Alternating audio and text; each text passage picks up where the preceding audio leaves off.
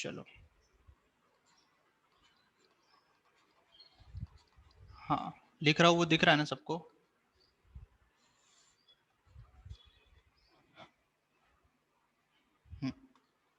सो question number one, question number one में क्या है? क्वेश्चन वन में पूछा हुआ है the period of the function f x equal to, क्या लिखा है हमने? 2 cos ऑफ 1/3, तो इसको लिख सकते हैं x/3 माइनस पाई/3, राइट? ये लिखा हुआ है फंक्शन। तो इसका पीरियड निकालने के लिए क्या करेंगे? आई थिंक जितने भी रूल डिस्कस किए थे उसमें से अप्लाई कर सकते हैं हम। तो कॉस का पीरियड कितना होता है? 2 पाई। तो इस फंक्शन का पीरियड कितना हो जाएगा? 2 पाई अपॉन जो भी कोएफिशिएंट ऑफ एक्स होगा, कोएफिशिएंट ऑफ एक्स इज 1/3, तो this is equal to 6 pi. This is the answer, T by mod A, है ना? आई थिंक इसमें कोई प्रॉब्लम नहीं है। चलो क्वेश्चन टू पे आए।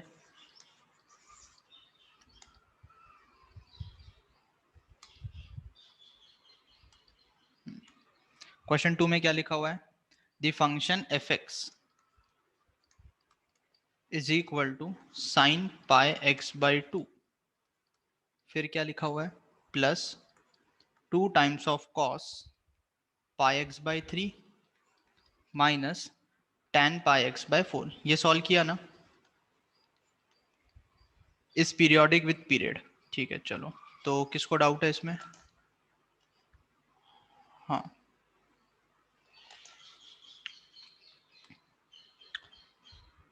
हाँ तुझे डाउट नहीं है पता है मुझे, बाकी लोग को तो होगा ही। हाँ चलो, तो एक एक करके देखो, ठीक है? ये फंक्शन मतलब ये रूल नंबर क्या बोले हम, रूल नंबर 2 से कर सकते हैं इसको। तो साइन का पीरियड कितना होता है? 2 पाई। तो इस फंक्शन का पीरियड कितना हो जाएगा? 2 पाई अपॉन पाई/2। ये हो जाएगा, टी अपॉन मॉड ए वाला फॉर्मूला यूज कर रहे हैं हम, है ना? टी अपॉन मॉड ए वाला फॉर्मूला। फिर इसका पीरियड कितना होगा? इसका पीरियड हो जाएगा कॉस का पीरियड 2 पाई डिवाइडेड बाय जो भी कोएफिशिएंट ऑफ एक्स लिखा हुआ है, दैट इज पाई/3, ये आ जाएगा। फिर इसका पीरियड कितना हो जाएगा? tan का पीरियड कितना होता है? पाई। tan फंक्शन का पीरियड पाई होता है, और यहाँ पे पाई/4x लिखा हुआ है, तो दिस इज डिवाइडेड बाय पाई/4, है ना? चलो इसको सिंप्लीफाई करो, तो ये कितना लिखा हुआ है? पाई और पाई तो उड़ जाएगा, दिस इज 4, यहाँ पे आ जाएगा 6 और यहाँ पे आएगा 4। तो इनका एलसीएम, इनका जो भी एलसीएम होगा दैट इज द आंसर। और एलसीएम 4, 6 और 4 का एलसीएम कोई भी बता सकता है, that is 12। This is the answer. तो इस फंक्शन का पीरियड कितना हो गया? 12। क्लियर? चलो आगे बढ़े। क्वेश्चन नंबर 3, अगर किसी को कुछ नहीं समझेगा तो मुझे पूछना। Period of the function mod of sine 2x। अब मॉड ऑफ साइन 2x लिखा हुआ है, ठीक है? तो मॉड ऑफ साइन 2x अगर लिखा हुआ है तो मॉड साइन x का पीरियड हमें पता है, राइट? मॉड साइन x का पीरियड हमने डिस्कस किया था, 2 पाई नहीं पाई होगा, किया था ना? तो अगर मॉड साइन x का पीरियड पाई होता है, इसका पीरियड होगा t इक्वल टू पाई। तो यहां 2x लिखा हुआ है, तो इसका पीरियड कितना हो जाएगा? पाई/2। देखो समझ में आया क्या? और मॉड साइन एक्स का पीरियड पाई क्यों होता है? बिकॉज यहाँ पे अंदर का फंक्शन देखोगे तो 2 पाई है, यहाँ रूल फेल कर जाएगा कंपोजिट फंक्शन वाला, है ना? तो मैंने कल एक्सप्लेन भी किया था, इसको ग्राफ भी बनाया होगा, तो ग्राफ से भी हमने देखा था कि पीरियड इज पाई। तो यहाँ पे सिंस एक्स के साथ 2 लिखा हुआ है तो वो डिवाइडेड बाय 2 आ जाएगा, T upon mod A. Clear? Very easy. चलो next, question number 4। Question number 4 किया किसी ने? हाँ, किसने किया क्वेश्चन नंबर 4?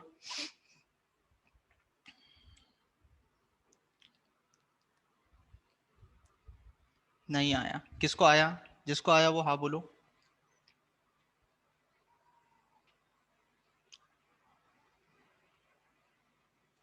किसी को नहीं आया?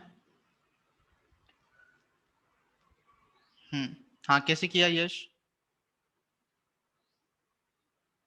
हाँ मैं अभी बताऊंगा। हाँ यश बता कैसे किया, मतलब लिख मत, माइक ऑन करके बोल दे। अनम्यूट करके बोल दे।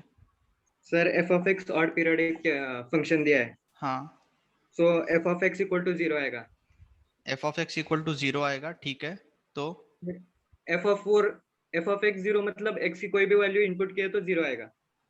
हाँ ठीक है, चलेगा। तो इसमें देखो, इसमें क्या दे रखा है, F x is N periodic function with period 2, ठीक है। तो पीरियड अगर 2 है तो पीरियोडिक की डेफिनेशन अगर फॉलो करोगे तो f of x plus T किसके बराबर होता है, एफ एक्स के बराबर होता है, ठीक है। ये पीरियोडिक फंक्शन की डेफिनेशन है। अब यहाँ पे पीरियड कितना दे रखा है, पीरियड 2 दे रखा है, तो मैं लिख सकता हूं f of x plus 2 is equal to f x, ठीक है। हाँ, अब हाँ, यश ने क्या बोला था, तू फिर से बोल, यश क्या बोला तूने, मैं भूल गया तूने क्या बताया। ऑड पीरियोडिक फंक्शन दिया है सर एफ ऑफ एक्स। हाँ तो सो हमने पढ़ा है कि f of x equal to 0 होता है ऑड पीरियोडिक फंक्शन के लिए। नहीं, एफ एक्स इक्वल टू 0 नहीं बोला होगा मैंने, मैंने एफ जीरो इक्वल टू 0 बोला होगा। कंफ्यूज हो गया तू, एफ जीरो इक्वल टू 0 लिखा है। अगर ऑड फंक्शन है तो ऑड फंक्शन की वैल्यू एक्स इक्वल टू 0 पे 0 होगी। एफ एक्स 0 मत बोल, एफ एक्स इक्वल टू 0 तो ऑड भी होता है इवन भी होता है, ठीक है। एफ एक्स इक्वल टू 0 ऐसा फंक्शन है जो इवन भी है वो ऑड भी है। मैंने एफ मैंने बोला था कि अगर ऑड फंक्शन है तो उसकी वैल्यू 0 पे 0 होगी, वो डिफाइन है, तो ठीक है, ये बताया था। तो पीरियोडिक की डेफिनेशन से मैं ये लिख सकता हूं, ठीक है। अभी हमें क्या निकालना है, F4। तो F4 निकालने के लिए तुमने दिख रहा है यहाँ पे कि x इक्वल टू 2 सब्सटीट्यूट करोगे तो क्या मिलेगा, F4 इक्वल टू F2, ठीक है। उसी तरह से मान लो अगर मैंने इसी में x इक्वल टू 0 पुट किया तो क्या मिलेगा, x इक्वल टू 0 पुट करने पे F2 इक्वल टू F0, ठीक है। तो यहां से क्या पता चल रहा है, F4 की वैल्यू किसके इक्वल है, F0 के इक्वल है। तो अगर F0 पता चल जाए तो आंसर आ जाए। और ये F0 की वैल्यू 0 के बराबर होगी। क्यों 0 के बराबर होगी, बिकॉज ये ऑड फंक्शन है। तो याद करो, मैंने एक नोट लिखवाया था कल कि अगर ऑड फंक्शन है और वो डिफाइंड है x इक्वल टू 0 पे, तो उसकी 0 पे वैल्यू कितनी होगी, 0। याद आ गया क्या, हाँ। हाँ यश, रिलेट किया, क्या मिस्टेक कर रहा था तू, हाँ। चलो, और बाकी लोग को समझ गया।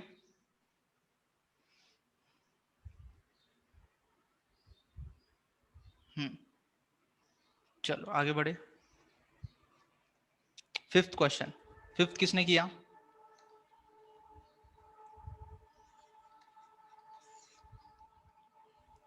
हम्म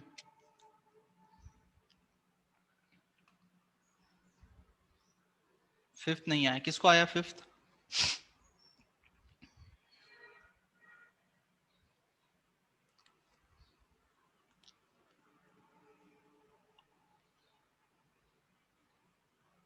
नहीं आया, किसी को नहीं आया। चलो कोई बात नहीं, देखिए क्या लिखा हुआ है, function defined from R to R, f x equal to e की पावर एक्स स्क्वायर, ई की पावर एक्स स्क्वायर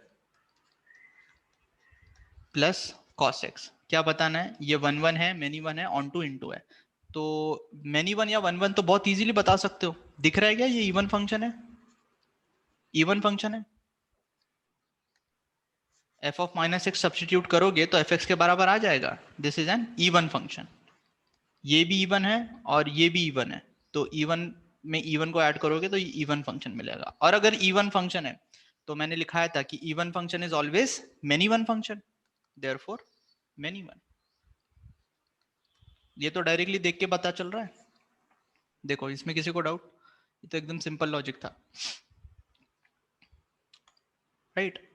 अब रेंज देखनी पड़ेगी ऑन टू इंटू बताने के लिए। ऑन टू इंटू कैसे बताते हो, रेंज को निकालोगे, रेंज और कोडोमेन को कंपेयर करोगे। तो इसमें कोडोमेन कितना दे रखा है, आर दे रखा है। चलो अब इसकी रेंज देखें। अगर इसकी रेंज की बात करें तो मुझे पता है कि कॉसेक्स हमेशा कहां से कहां तक लाई करेगा, cos x is always in between -1 to +1, ठीक है। चलो अब अगर मैं e की power x square plus cos x की बात करूं तो ये तो हमेशा पॉजिटिव है और ये हमेशा -1 से 1 है।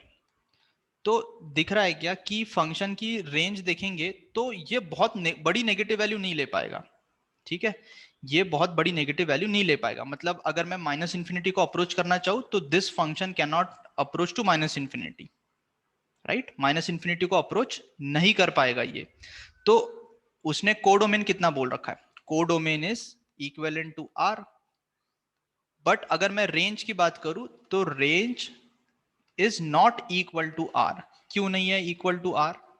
बिकॉज बिकॉज यहां पे दिख रहा है तुम्हें कि ये जो फंक्शन है ये बहुत बड़ी नेगेटिव वैल्यू नहीं ले सकता, दिख रहा है तुम्हें, क्योंकि ये पॉजिटिव वैल्यू है और ये -1 से 1 के बीच में फ्लक्चुएट करेगा, तो it can not handle a very huge negative value. तो रेंज हमेशा will be a subset of codomain. तो फंक्शन क्या हो गया, देयरफॉर इनटू फंक्शन। समझा क्या? देख लो। हाँ ठीक है, चलो नेक्स्ट। नेक्स्ट कौन सा है, सिक्स्थ क्वेश्चन। हाँ, सिक्स्थ क्वेश्चन में क्या है,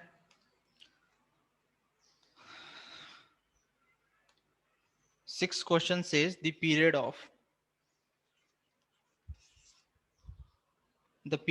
fx equal to sine pi x upon n minus one plus cos of pi by n into x. इसका पीरियड निकालना है, ठीक है। चलो, तो अगर इसका पीरियड निकालना है तो देखा जाए तो इसका पीरियड कितना होगा, दिख रहा है साइन का पीरियड 2 पाई, और यहाँ पे x के साथ pi upon n minus one लिखा हुआ है, तो t अपॉन मॉड है, तो this will be pi upon n minus one. और इस फंक्शन का पीरियड कितना होगा, 2 pi upon pi by n। तो ये पाई और पाई, ये पाई और पाई, तो this is 2 into n minus one and this is 2n, ठीक है। तो अब इसकी एलसीएम ले लो, एलसीएम कितना होगा, 2 इंटू एन माइनस वन और 2n का एलसीएम, तो आई थिंक एलसीएम को भी बता सकता है, this is 2n into n minus one, this is the answer, ठीक है। ये था सिक्स्थ। फिर सेवेंथ, आई थिंक सेवेंथ बहुत इजी है, सेवेंथ क्लास में किया है।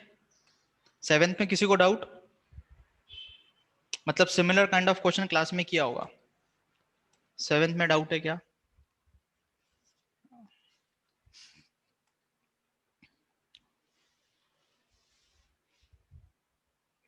सेवन कर लोगे ना, x की जगह -x रखोगे तो दिख रहा है x की जगह माइनस आएगा और वो a की पावर -x आएगा, तो वो बाहर निकलेगा, ठीक है। चलो लिख ही लिया मैंने, x into a to the power of x minus one upon a to the power of x plus one. तो अगर मैं यहाँ पे x की जगह -x रखूं तो कितना आएगा, -x। ए ऑप्शन को देख रहा हूँ मैं, ठीक है, क्योंकि वो इवन फंक्शन बनेगा, बाकी तो ऑड हो जाएंगे मतलब। तो देख लिया मैंने, ये आ जाएगा ए की power -x minus one upon a की power -x plus one. So this is equal to -x into one minus a to the power of x upon one plus a to the power of x। ये one upon a की power x लिख के लिखा है मैंने। अब numerator से minus sign लोगे तो इसको लिख सकते हैं x into a to the power of x minus one upon a to the power of x plus one, ठीक है। So this is how much, this is equal to f x. तो f of minus x किसके equal आ गया, f x के बराबर, तो this is an even function, even function. Eight, question number eight. Eight is very easy, eight का answer गलत दे रखा है, उसको करेक्ट कर लो। एट का आंसर होगा B, option B is correct answer, क्योंकि मैंने बताया था even function is symmetrical about y axis, तो option B is the correct answer, ठीक है। चलो, नाइन्थ और टेंथ किस में डाउट है? टेंथ तो अभी सेवेंथ का ही सेम है और नाइन्थ क्लास में किया हुआ है। क्वेश्चन नंबर 9 क्लास नोट्स कल ही किया था ना। हाँ ठीक है, तो इंटेक्स का डिस्कशन खत्म। किसी को कुछ पूछना नहीं है ना? और चलो आगे बढ़े फिर।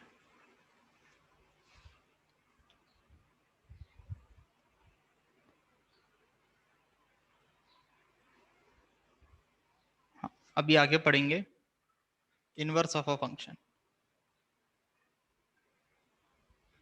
अरे तू पढ़ ना, तेरे को जूम पे लिया यूट्यूब पे लिया, क्या करना है? पढ़ने से मतलब है तेरे को? तू सवाल फालतू के क्यों पूछता?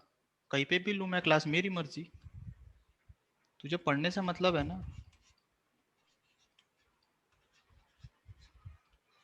कहीं पे भी पढ़ाओ, जूम पे पढ़ाओ, यूट्यूब पे पढ़ाओ, क्लास में पढ़ाओ, पढ़ाना तो सेम ही है। पढ़ फिर।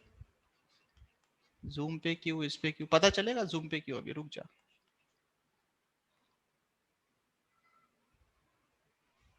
स्क्रीन लैग हो रहा है तो तू अपना इंटरनेट चेक कर, मेरे तरफ से कोई दिक्कत नहीं है। ठीक है, यूट्यूब में जितना लैग होता है ना, उससे कम लैग होगा यहाँ पे। यूट्यूब में तो कम से कम 15-20 सेकंड्स का लैग होता है, चाहे कुछ भी कर लो। यहाँ पे लैग नहीं हो रहा होगा इतना। चलो हाँ, तो अभी क्या कर पढ़ेंगे? Inverse of a function. हाँ चलो, तो पहले मैं डिफाइन कर देता हूँ कि इनवर्स को कैसे डिफाइन करेंगे। ठीक है, तो लिखा मैंने, पहले डेफिनेशन लिख लेता हूँ फिर मैं समझाऊंगा। तो इनवर्स का मतलब क्या हुआ कि मान लेते हैं हमारे पास एक फंक्शन है, let f be a function defined from a to b. A to b एक फंक्शन डिफाइंड है। अच्छा, ये तो सबको समझ में आता है कि जब मैं ए से बी लिखता हूं तो ए का मतलब डोमेन एंड बी का मतलब कोडोमेन। तो एक ऐसा फंक्शन है जो ए टू बी डिफाइंड है and A is domain of that function and B is codomain of the function. ठीक है, अब मैंने आगे लिखा कि this function let F A to B is and one one and onto function, is one one and onto function. अभी हम definition लिख रहे हैं, ये वन वन ऑन टू क्यों लिखा ये अभी समझ में आएगा, बस थोड़ा सा वेट करेंगे तो ये समझ जाएगा। Is an one one and onto function then there exist, ये उल्टा ई का मतलब होता है देयर एग्जिस्ट। ठीक है, जिनको नहीं पता वो लिख लो, इसका मतलब होता है देयर एग्जिस्ट। मैथ्स में इसका मतलब होता है देयर एग्जिस्ट।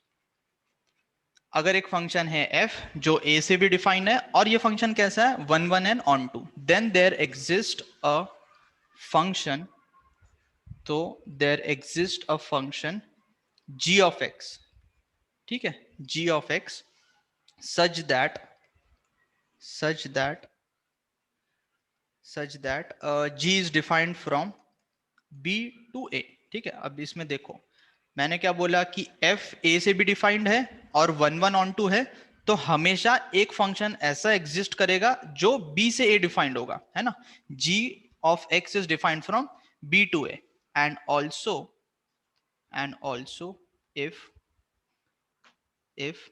f of कुछ ले लिया अपन ने, f of a is equal to b, then g of, ये सब समझ में आएगा, g of b is equal to a for all x या for all a। इस उल्टे a का मतलब for all a belonging to set a and b belonging to set b। अगर ऐसा है देन ये जो मैंने gx फंक्शन लिखा है, this is nothing but the inverse of fx। Then g of x is called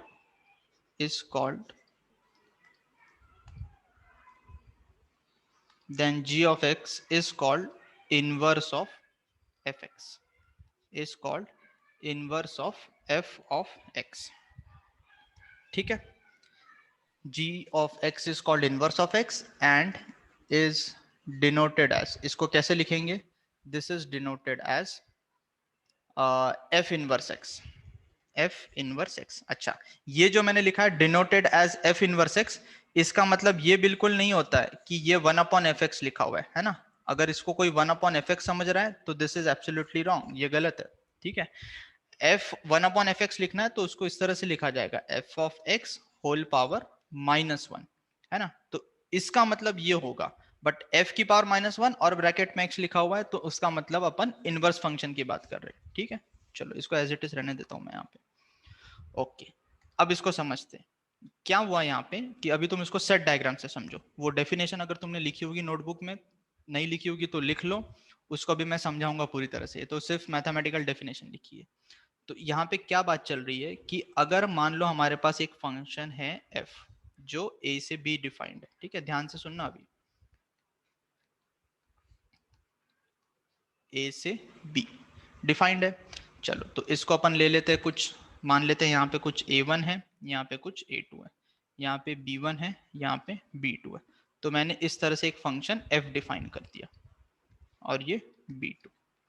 तो ये क्या बोल रहा है कि अगर ये फंक्शन f 1 1 और ऑन टू है, अगर ये फंक्शन 1 1 और ऑन टू दोनों है, 1 1 ऑन टू का मतलब क्या हुआ, 1 1 का मतलब क्या, कि each element of range will have exactly one pre-image, और onto का मतलब range equal to कोडोमेन, है ना। तो अगर ये फंक्शन 1 1 onto है तो हमेशा क्या होगा, एक फंक्शन ऐसा एग्जिस्ट करेगा जो b से डिफाइंड होगा, मतलब इस डायरेक्शन में, इस डायरेक्शन में। इसको अपन क्या बोलेंगे, f इनवर्स x। उसी को मैंने यहाँ पे gx लिखा हुआ है, तो अभी समझने की जरूरत है। ठीक है, कि अगर ये फंक्शन f11 और ऑन टू है तो हमेशा एक फंक्शन उल्टा डिफाइन होगा b से a, और उसको हम क्या बोलेंगे, f इनवर्स x। अब तुम सोचो कि मैंने इसको 1 1 ऑन टू क्यों बोला, क्यों 1 1 ऑन टू बोला। अब 1 1 ऑन टू क्यों बोला, अभी कुछ लोगों को समझ में आ गया होगा। क्योंकि अगर मेरे को b से एक फंक्शन डिफाइन करना है, तो जो b पहले कोडोमेन का काम कर रहा था, तो f इनवर्स के लिए किसका काम करेगा, वो f इनवर्स के लिए वो डोमेन का काम करेगा। और a सेट f के लिए डोमेन का काम कर रहा है, तो f इनवर्स के लिए कोडोमेन का काम करेगा। ठीक है, तो इसका मतलब अभी मैं लिख रहा हूं कि y 1 1 ऑन टू, ये 894 प्रणव। मैंने क्या बोला था, सबको नाम के साथ एंटर करना है। ठीक है, उल्टे सीधे नाम नहीं चाहिए। तो y 1 1 ऑन टू, इसको समझ लेते हैं कि मैंने ये क्यों बोला कि f को 1 1 ऑन टू ही होना पड़ेगा, और कुछ हुआ तो क्या होगा, इनवर्स एग्जिस्ट नहीं करेगा, नहीं करेगा। देखो क्यों, मान लेते हैं कि फंक्शन को ऑन टू ले लेते हैं, सॉरी मेनी वन ले लेते हैं पहले। तो मान लेते हैं ये फंक्शन f है, इसको मेरे को बनाना है x1 से x2 मैनी वन, तो y1 y2। तो मैनी वन का मतलब क्या, कि y की दो प्री इमेजेस एग्जिस्ट करेंगी। ठीक है, तो this is a onto function, sorry onto बोल रहा हूं, मैनी वन फंक्शन है ये, दिख रहा है क्या many one function, this is many one. अब अगर ये फंक्शन मैनी वन है तो क्या अपन इसका उल्टा फंक्शन f इनवर्स डिफाइन कर पाएंगे इस डायरेक्शन में, नहीं कर पाएंगे। क्यों, क्योंकि जब f इनवर्स डिफाइन करने जाओगे तो ये b किसका काम करेगा, डोमेन का काम करेगा। अब तुम्हें पता है कि y की दो इमेजेस हो ही नहीं सकती, है ना। फंक्शन डिफाइन कैसे किया था, कि अगर ये सेट डोमेन का काम कर रहा है तो इसकी सिर्फ और सिर्फ एक इमेज होनी चाहिए। ठीक है, तो उसी तरह से अगर मैं इनवर्स की बात करूं उल्टे फंक्शन की, अगर b से a डिफाइन करना है तो इस y1 एलिमेंट की दो इमेजेस हो ही नहीं सकती। तो इसका मतलब कभी भी मेनी वन फंक्शन का इनवर्स एग्जिस्ट ही नहीं करेगा। तो यहां पे इनवर्स एग्जिस्ट नहीं कर सकता for a many one function. इसके लिए उसको क्या होना चाहिए, यस इसको क्या होना चाहिए, 1 1 होना चाहिए। ठीक है, अच्छा, तो इसका आंसर मिल गया अपने को अभी कि ये 1 1 ही क्यों लिखा था हमने। ठीक है, अब तुम दूसरा सोचो कि ऑन टू ही क्यों होना चाहिए।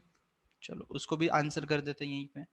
अगर मैंने एक सेट निकाला, ये दूसरा सेट, अब की बार मैं फंक्शन को बनाऊंगा ऑन टू,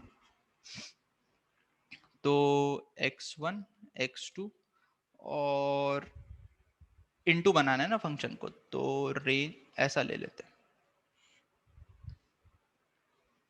ठीक है, ये तो ये क्या है, इनटू फंक्शन है। ठीक है, this is N into function. अब इस केस में भी अगर तुम एफ इनवर्स की बात करोगे तो यहां पे भी एफ इनवर्स डिफाइन नहीं हो पाएगा।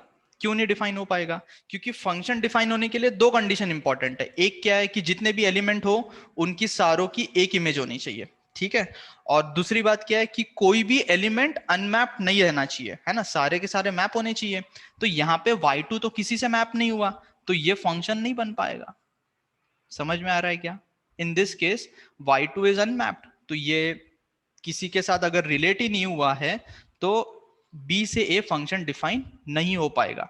तो इसका मतलब जब भी इनवर्स की बात करेंगे तो इनवर्स एग्जिस्ट करने के लिए हमेशा फंक्शन को 1 1 ऑन 2 होना पड़ेगा। अगर फंक्शन 1 1 ऑन 2 नहीं है तो उसका इनवर्स ही एग्जिस्ट नहीं करेगा। ये बहुत क्लियर होना चाहिए। हाँ, करता हूँ रिपीट। ये आईफोन नाम से कौन एंटर किया है क्लास में? मैंने बता दिया, नाम चाहिए मेरे को क्लास में, मैं रिमूव कर दूंगा, ठीक है। तो जिसने भी ये आईफोन नाम से एंटर किया है क्लास में, या तो फटाफट अपना नाम लिखे विद इन फ्यू मिनट्स, नहीं तो क्लास के बाहर। हाँ, 1 1 की बात करते। यहाँ पे अगर फंक्शन मैनी वन है तो प्रॉब्लम क्या हुई कि y1 की दो इमेजेस आ गई ना, तो उल्टा फंक्शन देख, है ना। अगर यही से उल्टे फंक्शन की बात करी तो अगर मैंने यहाँ पे b निकाला और यहाँ पे, तो तू ये सोच कि आप b से फंक्शन को डिफाइन कर पाएंगे? देखना, ये डिफाइन नहीं हो पाएगा, ऐसा तो फंक्शन ही नहीं हो सकता, पॉसिबल ही नहीं है, क्योंकि y1 की दो इमेजेस दिख रही है ना। तो इसीलिए फंक्शन मेनी वन नहीं हो सकता। तो इनवर्स को एग्जिस्ट करने के लिए फंक्शन को हमेशा क्या होना पड़ेगा? 1 1 और ऑन 2, ठीक है। तो आई थिंक अभी इस पे कोई क्वेश्चन नहीं होना चाहिए अपने को, ठीक है। चलो, तो ये क्लियर हो गया कि फंक्शन 1 1 की होगा। तो अगर फंक्शन 1 1 और ऑन 2 है तो हमेशा क्या होगा कि एक function g of x exist करेगा जिसको हम b से लेके a में डिफाइन कर सकते हैं, और वो क्या कहलाएगा? इनवर्स। इनवर्स फंक्शन कहलाएगा, ठीक है। तो मैं यहां पे लिख सकता हूं कि g of x is equal to f inverse x, ठीक है, f इनवर्स x। चलो, अब मैं तुमको समझाता हूं कि इसका मतलब क्या है। f of a equal to b, then g of b equal to a। तो वो तो यही से देख सकते हो, ठीक है। हमने अभी जो ऊपर में सेट डायग्राम बनाया उसी को फिर से बना दिया मैंने। तो ये a, ये b, ठीक है। एक सेकंड रुक जाओ। हाँ, ये सुनने के लायक ही नहीं लग रहा मेरे को आईफोन वाला, तो बस टाइम आ गया इसका, इसको भगाना ही पड़ता अभी, ठीक है, भगा देते हैं, है ना। मैं आखिरी बार बोल रहा हूँ, आईफोन नाम से जो भी है या तो रिमूव हो जा या तो नाम लिख के एंटर कर। हाँ, ठीक है। ये फंक्शन f लिखा मैंने, तो ये फंक्शन 1 1 ऑन 2 है। चलो, अगर ये 1 1 ऑन 2 है तो इसका इनवर्स एग्जिस्ट करेगा। तो इनवर्स क्या बोलेंगे अपन? f इनवर्स x, और इसको हम बोलेंगे gx, ठीक है। तो अब अगर मैं इसकी बात करूं तो यहां पे तुम ये बताओ कि अगर मैंने तुमसे पूछा कि f ऑफ a1 किसके बराबर है, तो f ऑफ a1 किसके बराबर है? दिख रहा है तुम्हें, a1 किससे मैप हो रहा है? b1 से, तो b1 के बराबर है। अब अगर मैंने तुमसे पूछा कि f ऑफ a2 किसके बराबर है, तो तुम बताओगे सर b2 के बराबर है। बहुत इजीली दिख रहा है, ठीक है। चलो, अब अगर मैंने तुमसे पूछा कि उल्टा फंक्शन देखो g, तो अगर मैंने तुमसे पूछा कि ये बताओ यार कि g ऑफ b1 किसके बराबर है? g ऑफ b1 दिख रहा है तुम्हें? उल्टा मैपिंग करो, b1 किससे रिलेट हो रहा है? a1 से, तो g of b1 will be equal to a1। तो अगर f ऑफ a1 की वैल्यू b1 है तो g ऑफ b1 की वैल्यू a1 होगी, क्योंकि रिवर्स फंक्शन डिफाइन कर दिया। और अगर मैंने पूछा g ऑफ b2 कितना है, तो g of b2 will be equal to a2। देखो, जिस तरह से फंक्शन डिफाइन हुआ है, इसमें कोई डाउट?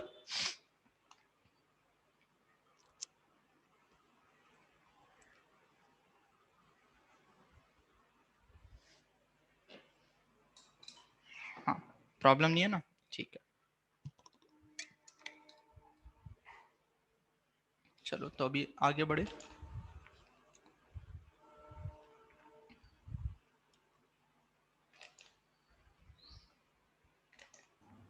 सर ग्राफिकली कैसे देखेंगे? हाँ, आएंगे आएंगे, ग्राफिकली पे आएंगे ना। अभी तो पूरा इनवर्स ही पढ़ना है आज, ग्राफिकली भी आएंगे इसको देखने के लिए, अभी वही है नेक्स्ट पढ़ना, ठीक है। तो अभी डेफिनेशन इनवर्स की क्लियर है। सबसे इंपॉर्टेंट चीज यहां समझने के लिए ये थी कि इनवर्स को एग्जिस्ट करने के लिए फंक्शन को 1 1 ऑन 2 होना पड़ेगा। ठीक है, वो बता दिया अपन ने। अब चलो कुछ एग्जांपल ले लेता हूं, है ना। अभी एग्जांपल से ग्राफिकली भी समझ लेते हैं। तो अभी तुम्हें इनवर्स कैसे कैलकुलेट करना है ये तो पता नहीं है, ठीक है। लेकिन अगर मैंने तुमसे एक एग्जांपल लिया, मान लो fx इक्वल टू e की पावर x, ठीक है। अब इसका इनवर्स जो होता है, ठीक है, इसका जो इनवर्स होता है, इसका इनवर्स ln x होता है। तो मान लो इनवर्स इसका ln x होता है। अभी तुम्हें पता नहीं कि कैसे आएगा, अभी के लिए तुमने बस मेरे पे विश्वास रख के मान लिया कि हाँ चलो e की पावर x का इनवर्स ln x होता है। अभी तुम्हें थोड़ी देर बाद समझ में भी आएगा कि कैसे आया ये, ठीक है। अब तुम इसको ग्राफिकली देखो कि कैसे e की पावर x का ग्राफ आता है सबको। तो e की पावर x का ग्राफ देखो, e की पावर x का ग्राफ अगर हमने ड्रॉ किया तो e की पावर x का ग्राफ कुछ इस तरह से आएगा, अगर अभी तक याद किया है तो, ठीक है।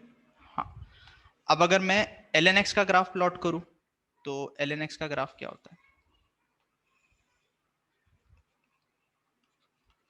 ln x का ग्राफ इस तरह से होता है, राइट। ये ln x का ग्राफ है, ठीक है। चलो अब अगर थोड़ा और ध्यान दे अपन इस ग्राफ पे, तो अगर मैंने तुमसे पूछा कि बताओ यार ये पॉइंट कौन सा है, तो ये पॉइंट तुम क्या आंसर दोगे, ये है 0,1, ठीक है। और अगर इधर आ गए तो इधर कौन सा पॉइंट दिख रहा है, 1,0। कोई डाउट नहीं इसमें, है ना, ये सब अपने को पहले से पता है।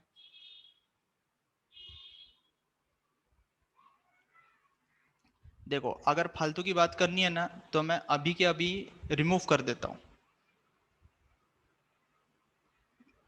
बकवास करने के लिए बैठा नहीं है अपन यहाँ पे। नहीं पढ़ना है तो सिंपल सा ऑप्शन है अपने पास कि अपन क्लास से रिमूव हो जाते हैं, और मैं कर भी दूंगा रिमूव। जो आपस की चैट करनी है ना वो अपना मोबाइल उठाओ, क्लास से भगो और एक दूसरे के घर जाके बात करो।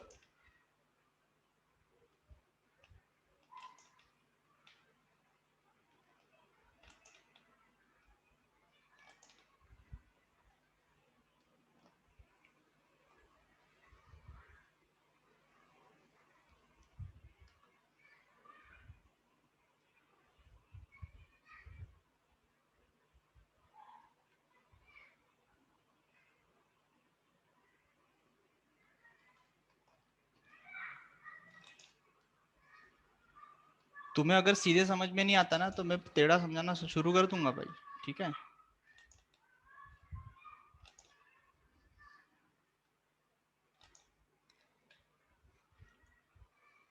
क्या बता रहा था मैं, हाँ मैं बोल रहा था कि 0,1 अगर पॉइंट e की पावर x पे है तो ln x पे कौन सा पॉइंट होगा, 1,0। मतलब मैं ये सिर्फ दो पॉइंट देख रहा हूँ, ठीक है, दो पॉइंट देख रहा हूं मैं on the graph of this two function, ठीक है। अब मुझे क्या पता है, मैंने क्या बोला कि तुम मान लो कि ये इनवर्स है इसका, जो कि होता है, ठीक है। तो अगर ये इसका इनवर्स है तो तुम अभी ग्राफिकली इसको इस तरह से देखो कि इसके ग्राफ पे तो 0,1 है और इसके ग्राफ पे 1,0 है। तो 0,1 और 1,0 किस लाइन के अबाउट सिमेट्रिक पॉइंट है, किस लाइन के अबाउट सिमेट्रिक पॉइंट है ये y इक्वल टू एक्स के अबाउट सिमेट्रिक पॉइंट है, ठीक है। तुमने अगर स्ट्रेट लाइन पढ़ा होगा तो स्ट्रेट लाइन में तुमने ध्यान दिया होगा कि अगर मैं y equal to x line plot करूं, यहां पे देखो ये y equal to x line है, ये y equal to x line, ठीक है, ये y। तो अगर मैंने बोला कि y एक्सिस पे 0,1 पॉइंट है तो इसका जो सिमेट्रिक पॉइंट होगा दैट विल बी 1,0। सिमेट्री से बोल सकते हैं ये, ठीक है ना। तो अगर ये दोनों पॉइंट सिमेट्रिक है तो मैं ये बोल सकता हूं कि जो इनवर्स फंक्शन होते हैं graphically those are symmetrical about this line. ये दोनों फंक्शन जो है, जो इनवर्स फंक्शन होते हैं, those are symmetrical about the line y equal to x, ठीक है। इसको अभी लिखेंगे अपन, ठीक है। क्या बोला मैंने कि अगर इस फंक्शन को देखा जाए तो इस फंक्शन में कौन सा पॉइंट लाई कर रहा है, 0,1, और इस फंक्शन में कौन सा पॉइंट लाई कर रहा था, 1,0। Now 0,1 and 1,0 are symmetrical about the line y equal to x। तो इसीलिए inverse functions are symmetric about the line y equal to x. ठीक है, चलो इसी को भी नोट करके लिखते हैं अपन। तो मैंने लिखा नोट 1। तो नोट 1 में मैंने क्या लिखा कि if alpha comma beta lies on y equal to f x, then तुम यहां से भी देख सकते हो। ठीक है, ये 0,1 और 1,0 वाला जो मैंने समझाया ना, तुम यहां से भी देखो कि अगर इस पे यहां से क्या पता चल रहा है, यहां से मेरे को ये पता चल रहा है कि इस पे a1, b1 पॉइंट है, और यहां से क्या पता चल रहा है कि इस पे b1, a1 पॉइंट है। तो b1, a1 और a1, b1 these are symmetrical points about the line y equal to x। Inverse में मतलब इनवर्स में y equal to x always नहीं, वो सिमेट्रिकल की बात चल रही है। वो क्या लिखा है तुमने उसका कोई मतलब नहीं है मैथमेटिकली। ठीक है, मैं लिख रहा हूं जो मुझे बताना है कि अगर alpha comma beta lies on y equal to f x, then beta comma alpha lies on graph of f inverse x, graph of y equal to f inverse x। ठीक है, चलो तो hence the graphs of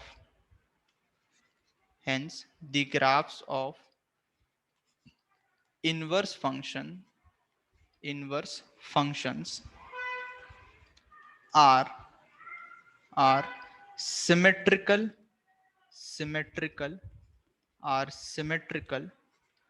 about the line y equal to x, हमेशा symmetric होंगे। ठीक है, अभी फिर से इसको ड्रॉ करके दिखाता हूं कि अगर alpha comma beta y equal to f x पे लाई कर रहा है, तो beta comma alpha f inverse पे लाई करेगा। So we can say that graph of the inverse functions are symmetrical about the line y equal to x। अभी हमने जो एग्जांपल लिया था उसको यहाँ पे ड्रॉ कर लो। ठीक है, हमने एग्जांपल क्या लिया था, e to the power of x and ln x, these are inverse of each other. और अगर इनका ग्राफ अपन एक साथ प्लॉट करें तो अभी देखो तुम्हें सिमेट्री समझ में आएगी। ये इंपॉर्टेंट पॉइंट है समझने के लिए। तो अगर मैं e की पावर x को देखूं तो वो इस तरह से जाता है, और ln x को देखूं तो वो इस तरह से आता है, और अगर y equal to x line को देखे तो वो यहां से इस तरह से कुछ आएगी। ठीक है, सो ये जो इनवर्स फंक्शंस होते हैं दीज आर सिमेट्रिक। ये e की पावर x और ये ln x एग्जैक्टली सिमेट्रिकल है। सिमेट्रिक के लिए ये पॉइंट को आइडेंटिफाई करो, 1,0 और 0,1। तुम 0,1 और 1,0 से भी देख सकते हो कि ये दोनों एक दूसरे के इनवर्स है। चलो और एक एग्जांपल लूं क्या, दूसरा एग्जांपल भी ले सकते हैं। अगर हमने दूसरा एग्जांपल सोचा y equal to x cube, मतलब f x equal to x cube, f of x equal to x cube, और इसका इनवर्स जो होता है f inverse x, that is equal to x to the power of 1/3, x to the power of 1/3। अब अगर किसी को y equal to x cube इसका ग्राफ पता होगा तो देखो अभी y equal to x cube का ग्राफ पता है, y equal to x cube का graph is something like this.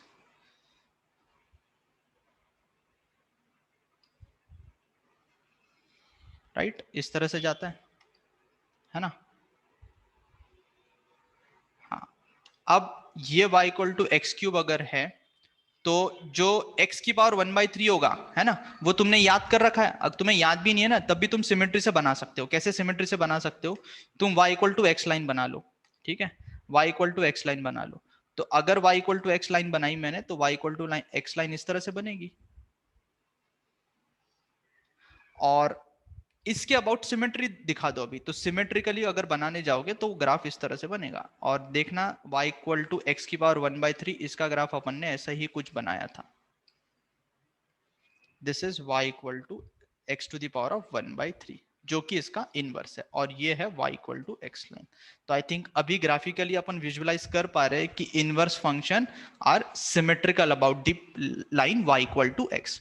तुम पॉइंट से देखना चाहते हो तो देखो, इस ग्राफ पे अगर मैंने एक पॉइंट कंसीडर किया, मान लेते हैं 2, x इक्वल टू 2, तो y की वैल्यू कितनी आएगी 8, 2,8, और 2,8 अगर इस पे लाई कर रहा है तो इस पे 8,2 लाई करना चाहिए, तो 8,2 इस पे लाई करेगा। x इक्वल टू 8 डालोगे तो क्यूब रूट ऑफ 8 इज 2, तो दिख रहा है कि 2,8 and 8,2, alpha comma beta and beta comma alpha, right? समझ में आ रहा है कि these are the symmetrical points about the line y equal to x।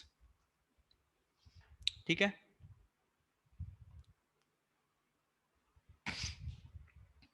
चलो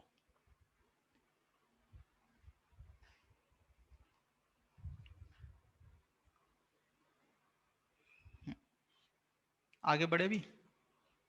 हाँ, अभी आगे बढ़ते।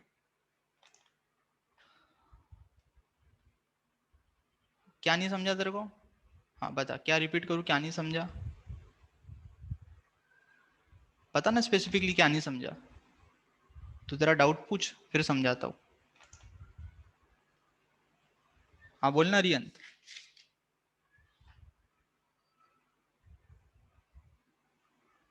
क्या नहीं समझा x की पावर 1/3 में?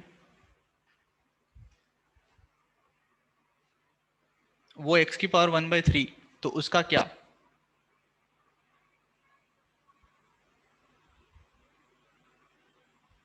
कैसे प्लॉट किया? तो अभी तो मैंने बोला कि अगर x की पावर 1/3 इनवर्स है x क्यूब का, तो हाँ, अगर x की पावर 1/3 x क्यूब का इनवर्स फंक्शन है, तो ये इनवर्स होने के कारण अपन ने x क्यूब का ग्राफ बनाया, जो ब्लू में बनाया मैंने, x क्यूब का ग्राफ बनाया मैंने ब्लू में। अब अगर x क्यूब का ग्राफ बन गया, फिर मैंने क्या किया, y equal to x line बनाई, और मेरे को पता है कि ये इनवर्स फंक्शन होने के कारण ये सिमेट्रिकल होगा। किसके about? y equal to x line के अबाउट। तो सिमेट्री मतलब कुछ नहीं, मिरर इमेज बनाना है। तो इसको अगर तू मिरर की तरह देखेगा तो ये ग्रीन कलर का ग्राफ बन जाएगा, इजीली आइडेंटिफाई कर सकता है खुद ही। हाँ, आप समझा इसको? वही चीज मैंने रिपीट करके बोली तो सब समझ गया। कोई बात नहीं, लगता है टाइम कभी कभी समझने को। ठीक है, ये था नोट नंबर 1। अब आ जाओ नोट नंबर 2 पे। नोट 2, ठीक है। अब नोट 2 में क्या करते हैं, ग्राफिकली तो समझ में आ गया अपने को। नोट 2 में हम बात करते हैं कि अगर मैं डोमेन और कोडोमेन की बात करूं, ठीक है।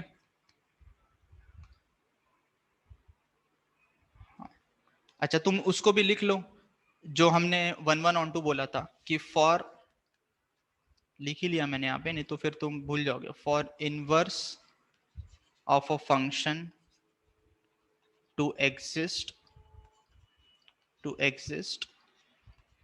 the function should be 1 1 and on 2, should be 1 1 and on 2।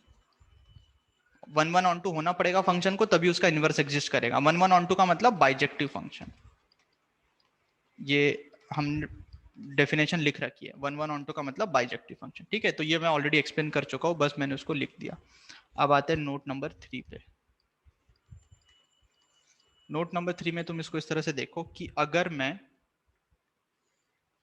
वही सेट डायग्राम निकालू, तो ये फंक्शन a है, ये दूसरा b है, f, ये a1, ये a2, ये b1 और ये b2। तो इसको 1 1 on 2 होना पड़ेगा, तो ये 1 1 on 2 हमने बना दिया। तो यहां से यहाँ इनवर्स एग्जिस्ट करेगा, तो ये है f इनवर्स x। ठीक है, चलो।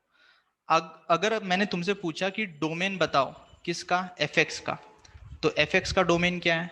fx का domain a1 a2, a1 a2 is the domain of fx, या सेट a बोल दो। ठीक है, तो इसको इस तरह से लिख लिया कि चलो इसको उल्टा करके लिख लेते कि अगर हमने सेट a को देखा तो set a is nothing but domain of fx।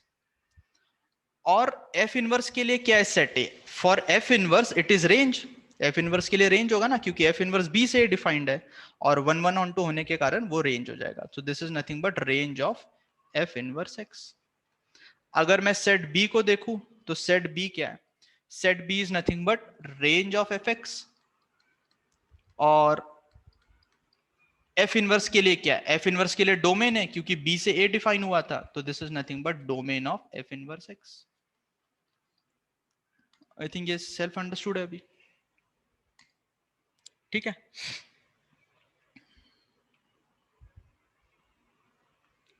Right. चलो, तो अभी जितना पढ़ा, अब अपन ये समझते कि इनवर्स कैलकुलेट कैसे करेंगे. ठीक है, किसी भी फंक्शन का इनवर्स कैसे कैलकुलेट करेंगे. जैसे मैंने e की पावर x ln x लिख दिया, x क्यूब x की पावर 1/3 लिख दिया, तो मैंने सिंपल एग्जांपल थे लिख दिए. एक तो तुम्हें सिमेट्री से पता चल रहा है, और अभी अपन मैथमेटिकली कैसे कैलकुलेट करेंगे वो समझेंगे. ठीक है. So next is how to find inverse.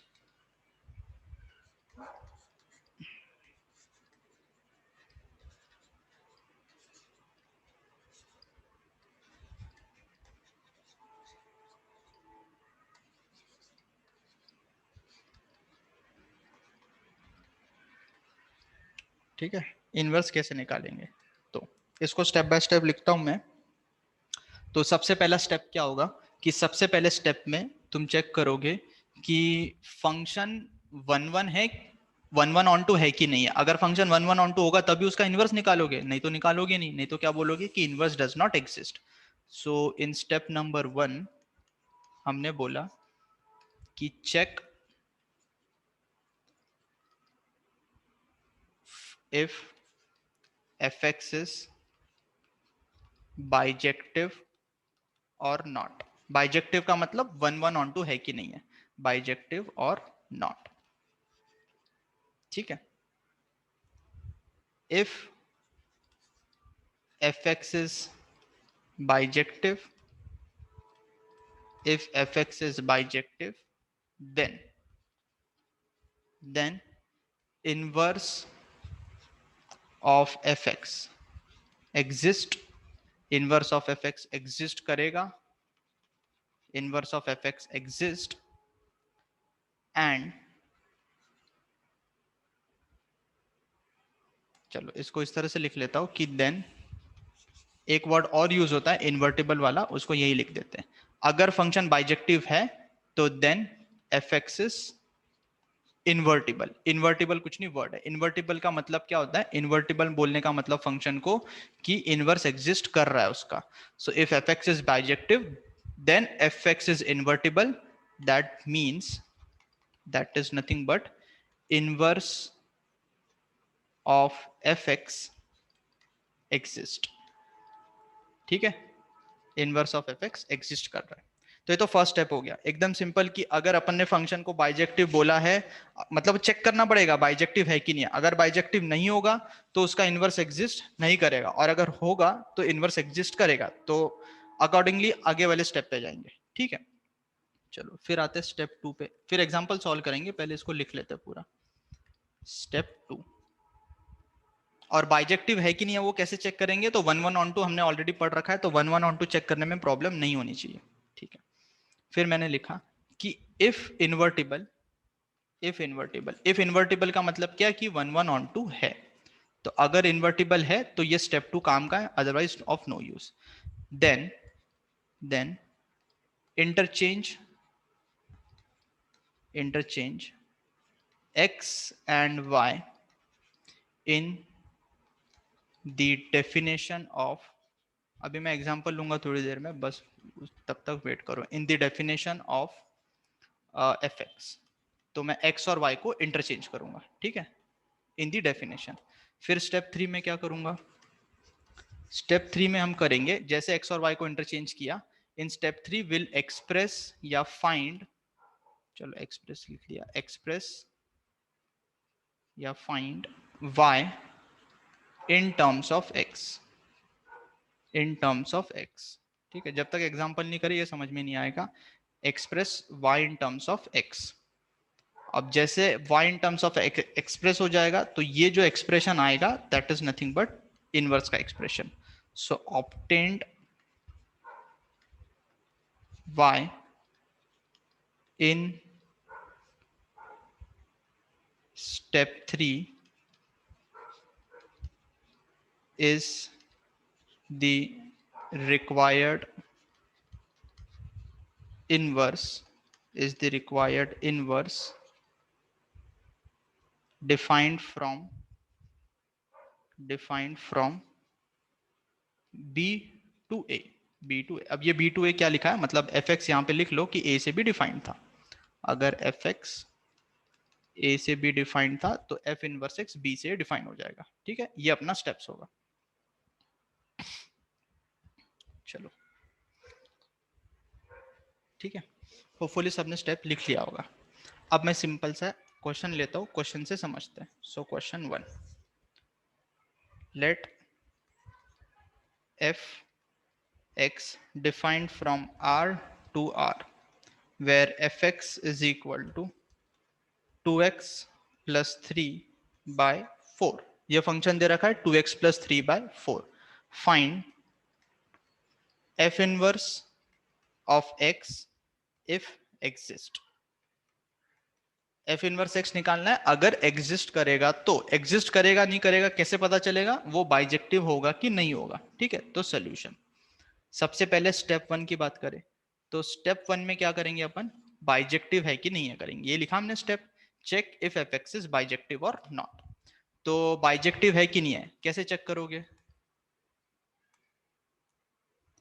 Bijective है कि नहीं है कैसे चेक करेंगे। हमारे पास फंक्शन क्या दे रखा है, fx is equal to 2x plus 3 by 4।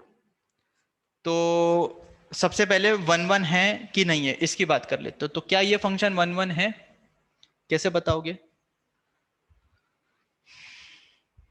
कैसे, रीजन बताओ 1 1 होने का, कुछ तो रीजन होगा।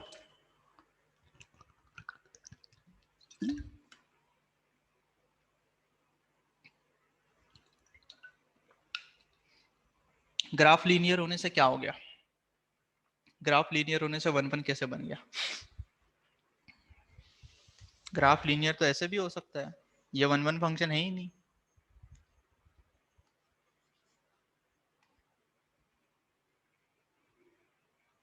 हाँ तो मैंने बोला ना तेरे को कि अगर तेरे को लीनियर ग्राफ चाहिए तो ये ले मॉड एक्स।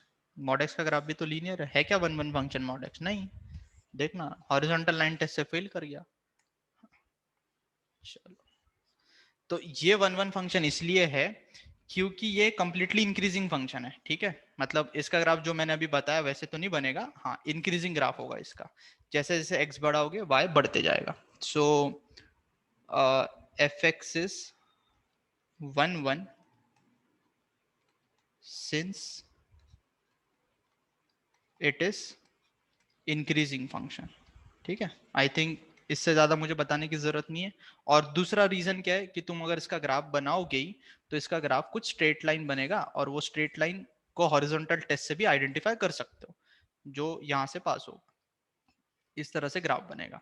ठीक है, fx का तो हॉरिजॉन्टल लाइन टेस्ट से भी पता चल रहा है दिस इज 1 1। ठीक है, अब ऑन टू इनटू की बात करें तो ऑन टू इनटू के लिए रेंज निकालना पड़ेगा। तो रेंज ऑफ fx कितना है, ये तो बहुत इजी एग्जांपल है। तो रेंज ऑफ fx इज, देख लो ग्राफ से, पूरी y एक्सिस को कवर करेगा। अगर डोमेन r है, डोमेन r होने का मतलब माइनस इंफिनिटी से प्लस इंफिनिटी जा रहे हो, तो y की वैल्यू कहां से कहां तक जाएगी, y की वैल्यू भी माइनस इंफिनिटी से प्लस इंफिनिटी जाएगी। तो इसका मतलब range is equal to codomain. तो रेंज कोडोमेन होने का मतलब function is onto. Range of fx is equal to r, therefore onto function. देखो यही स्टेप सबसे इंपॉर्टेंट है। ये तो बहुत इजी एग्जांपल लिया है मैंने, तो यहाँ पे डायरेक्टली पता चल रहा है। अभी और आगे एग्जांपल करेंगे। तो 1 1 ऑन टू आइडेंटिफाई नहीं कर पाए तो काहे का स्टेप 2, स्टेप 2 किसी काम का नहीं बचा फिर। ठीक है, नहीं तो हर क्वेश्चन में बोलोगे 1 1 ऑन टू है ही नहीं, इनवर्स एग्जिस्ट ही नहीं कर रहा। आधे लोग ऐसे ही करेंगे। चलो, तो 1 1 ऑन टू है, हेंस fx इज बाइजेक्टिव, और बाइजेक्टिव होने के कारण इनवर्स एग्जिस्ट। ठीक है, चलो अब इनवर्स एग्जिस्ट कर रहा है तो अपन स्टेप 2 पे जाएंगे। तो स्टेप 2 पे आ गए। चलो स्टेप 2 तुमने लिखा होगा तो खुद पढ़ो या तो मैं यहाँ पे दिखाता हूँ। स्टेप 2 में मैंने क्या बोला, इफ इन्वर्टिबल जो कि है, interchange x and y in the definition of fx। Simple है एकदम। स्टेप 2, 3, 4 में कुछ भी नहीं करना, अगर एक बार ये पता चल जाए कि बाइजेक्टिव है। तो डेफिनेशन ऑफ द फंक्शन क्या है, fx equal to 2x plus 3/4। fx लिखो या y लिखो, fx लिखो या y लिखो। तो fx को मैंने लिखा y equal to 2x plus 3/4। तो इसमें हमने क्या बोला कि x और y को इंटरचेंज करो, तो x और y को इंटरचेंज कर दिया। तो जैसे x और y को इंटरचेंज किया तो ये आ जाएगा x equal to 2y plus 3/4। तो यहां से क्या मिल रहा है, ठीक है, ये मेरा स्टेप 2 हो गया, इंटरचेंज कर दिया। अब इंटरचेंज करने के बाद स्टेप 3 में जाओ। स्टेप 3 में क्या बोला उसने कि express y in terms of x। तो ये भी बहुत इजी है, यहां से y को x की टर्म्स में एक्सप्रेस करना है। तो स्टेप 3 पे आ गए अपन। स्टेप 3 में y को इन टर्म्स ऑफ x एक्सप्रेस करने के लिए मैंने लिखा 4x is equal to 2y plus 3, और यहां से y निकल के आ जाएगा 4x माइनस 3/2। ध्यान रखो, हाँ मैंने x और y को इंटरचेंज किया। क्यों इंटरचेंज किया, क्योंकि इनवर्स निकालना है। तो अभी तुम्हें जितना मैंने इनवर्स समझा उससे तो समझ में आ गया ना कि अल्फा कॉमा बीटा अगर fx पे लाई कर रहा है तो बीटा कॉमा अल्फा लाई करेगा, इसीलिए इंटरचेंज किया x और y को। तो x और y इंटरचेंज हो जाएंगे। तो यहाँ पे ये y का मतलब और यहाँ पे इस y का मतलब डिफरेंट है, दिख भी रहा है। एक 2x प्लस 3/4 है और एक 4x माइनस 3/2 है। ठीक है, यहां तक कोई प्रॉब्लम, मैं ज्यादा फास्ट तो नहीं चले गया।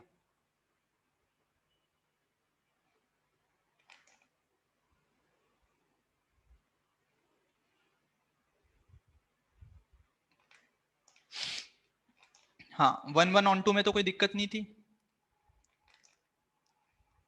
हाँ 1 1 on 2 में अगर दिक्कत नहीं थी, fx was 1 1 on 2, तो उसके आगे हमने क्या किया, उसके आगे हमने सिर्फ और सिर्फ ये किया कि स्टेप 2 को देखा। स्टेप 2 में हमने क्या बोला, interchange x and y in the definition of fx।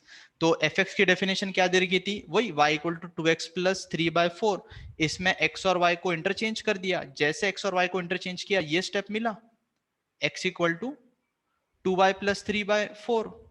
और जैसे x equal to 2y plus 3/4 मिला, मैं स्टेप 3 पे गया और स्टेप 3 में हमने क्या लिखा है कि express y in terms of x। y को x के टर्म्स में एक्सप्रेस करना है। ठीक है, कर दिया। कैसे कर दिया, यहां से इसको मैनिपुलेट कर लिया ये, और ये आ गया y in terms of x। अब स्टेप 4 पे आ जाएंगे। तो स्टेप 4 में उसने क्या बोला है कि ये जो तुम्हें स्टेप 3 में y मिला है, obtained y in step 3 is the required inverse. तो कुछ भी नहीं करना अभी, ये जो तुम्हें यहाँ पे y मिला है, this is itself the required inverse. तो f inverse of x is nothing but equal to 4x minus 3/2। 4x minus 3/2। तो 4x minus 3/2 is the inverse of fx। और ये कहां से कहां तक डिफाइंड होगा, this will be defined from b to a। तो यहाँ पे a और b तो r और r थे, तो r से r डिफाइंड होगा ये। तो ये आ गया अपना आंसर, f इनवर्स। क्लियर है?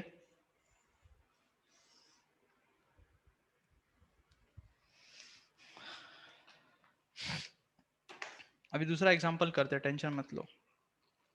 हाँ दूसरा एग्जांपल करते हैं, चलो। ये बहुत इजी था, इसमें डाउट नहीं है। अभी सेकंड पे आ गए अपन। Question number 2, let f defined from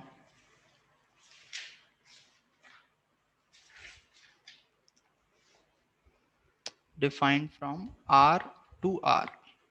r से r डिफाइंड है where fx is equal to e to the power of x minus e to the power of minus x/2। ठीक है, और क्वेश्चन पूछा हुआ है, हाँ क्वेश्चन पूछा हुआ है, ये fx है। क्वेश्चन पूछा is fx invertible, is fx invertible. Invertible मतलब इनवर्स एग्जिस्ट कर रहा है कि नहीं है। If so find its inverse। तो find its inverse।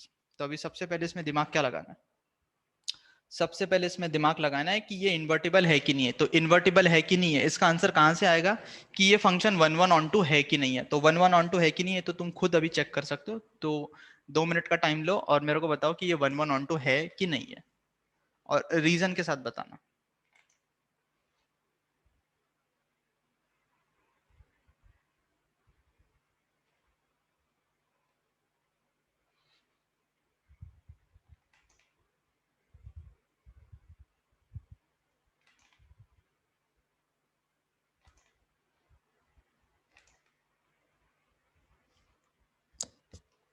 Strictly increasing graph, इसका ग्राफ बनाया क्या तूने?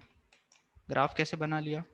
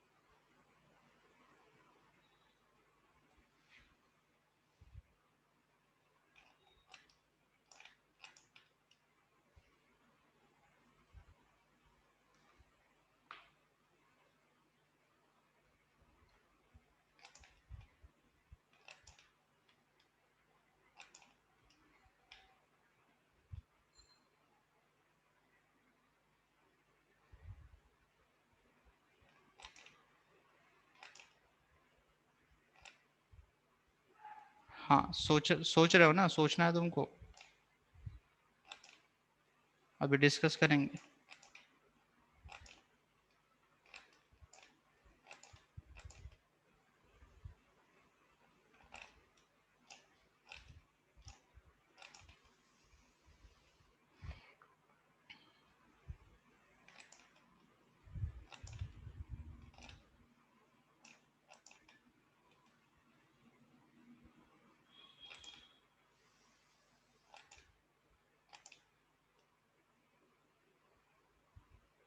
वन वन नहीं लग रहा?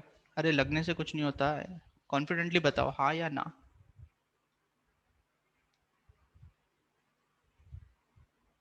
EX का ग्राफ इंक्रीज करता है। हाँ, EX नहीं लिखा है ना सिर्फ वहां पे, लेकिन E की पावर x माइनस E की पावर माइनस x/2 लिखा हुआ है, सिर्फ E की पावर x थोड़ी ना लिखा है।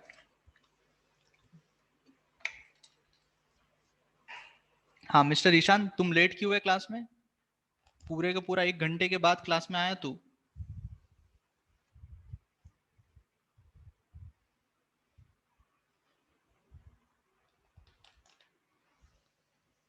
उससे अच्छा नहीं आता।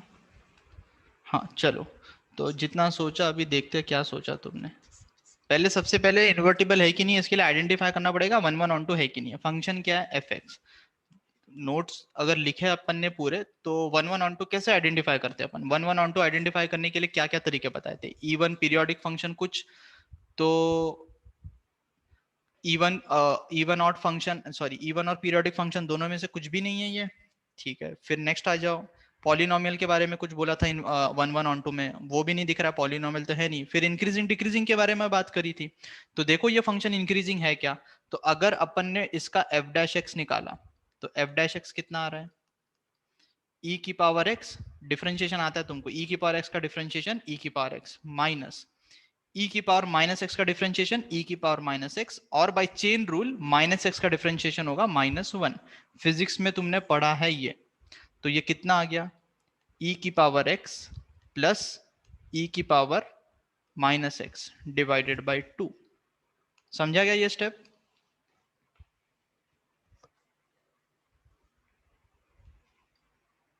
कि मैंने इसका डिफरेंशिएशन कैसे किया, तो यहां से यहां मैंने डिफरेंशिएशन किया है, और फिजिक्स में इतना डिफरेंशिएशन किया है तुमने। ठीक है, हाँ। अब अगर ये डिफरेंशिएशन आता है अपने को, तो अब तुम इसको देखो कि ये e की पावर x प्लस e की पावर माइनस एक्स, ये दोनों तो पॉजिटिव है। e की पावर x हमेशा पॉजिटिव होता है, तो और e की पावर माइनस एक्स भी हमेशा पॉजिटिव होता है, तो this is always greater than zero. क्यों greater than zero? Since e to the power of x and e to the power of minus x are greater than 0। इनके graph को याद करो, एक्सपोनेंशियल फंक्शन हमेशा 0 से बड़े होते हैं। ठीक है, चलो। तो अगर मैंने बताया था कि अगर किसी भी फंक्शन का फर्स्ट डेरिवेटिव ग्रेटर देन 0 है, therefore fx is increasing function. fx is increasing function. अगर fx इंक्रीजिंग फंक्शन है, क्यों इंक्रीजिंग फंक्शन है? क्योंकि f dash x greater than 0 है। तो इसका मतलब इंक्रीजिंग फंक्शन क्या होता है? हमेशा इंक्रीजिंग फंक्शन या decreasing function completely is always one one function. Hence fx is 1 1। देखो यहां तक कोई प्रॉब्लम क्या? मैंने लिखा है, समझाया है कि 1 1 क्यों हुआ ये।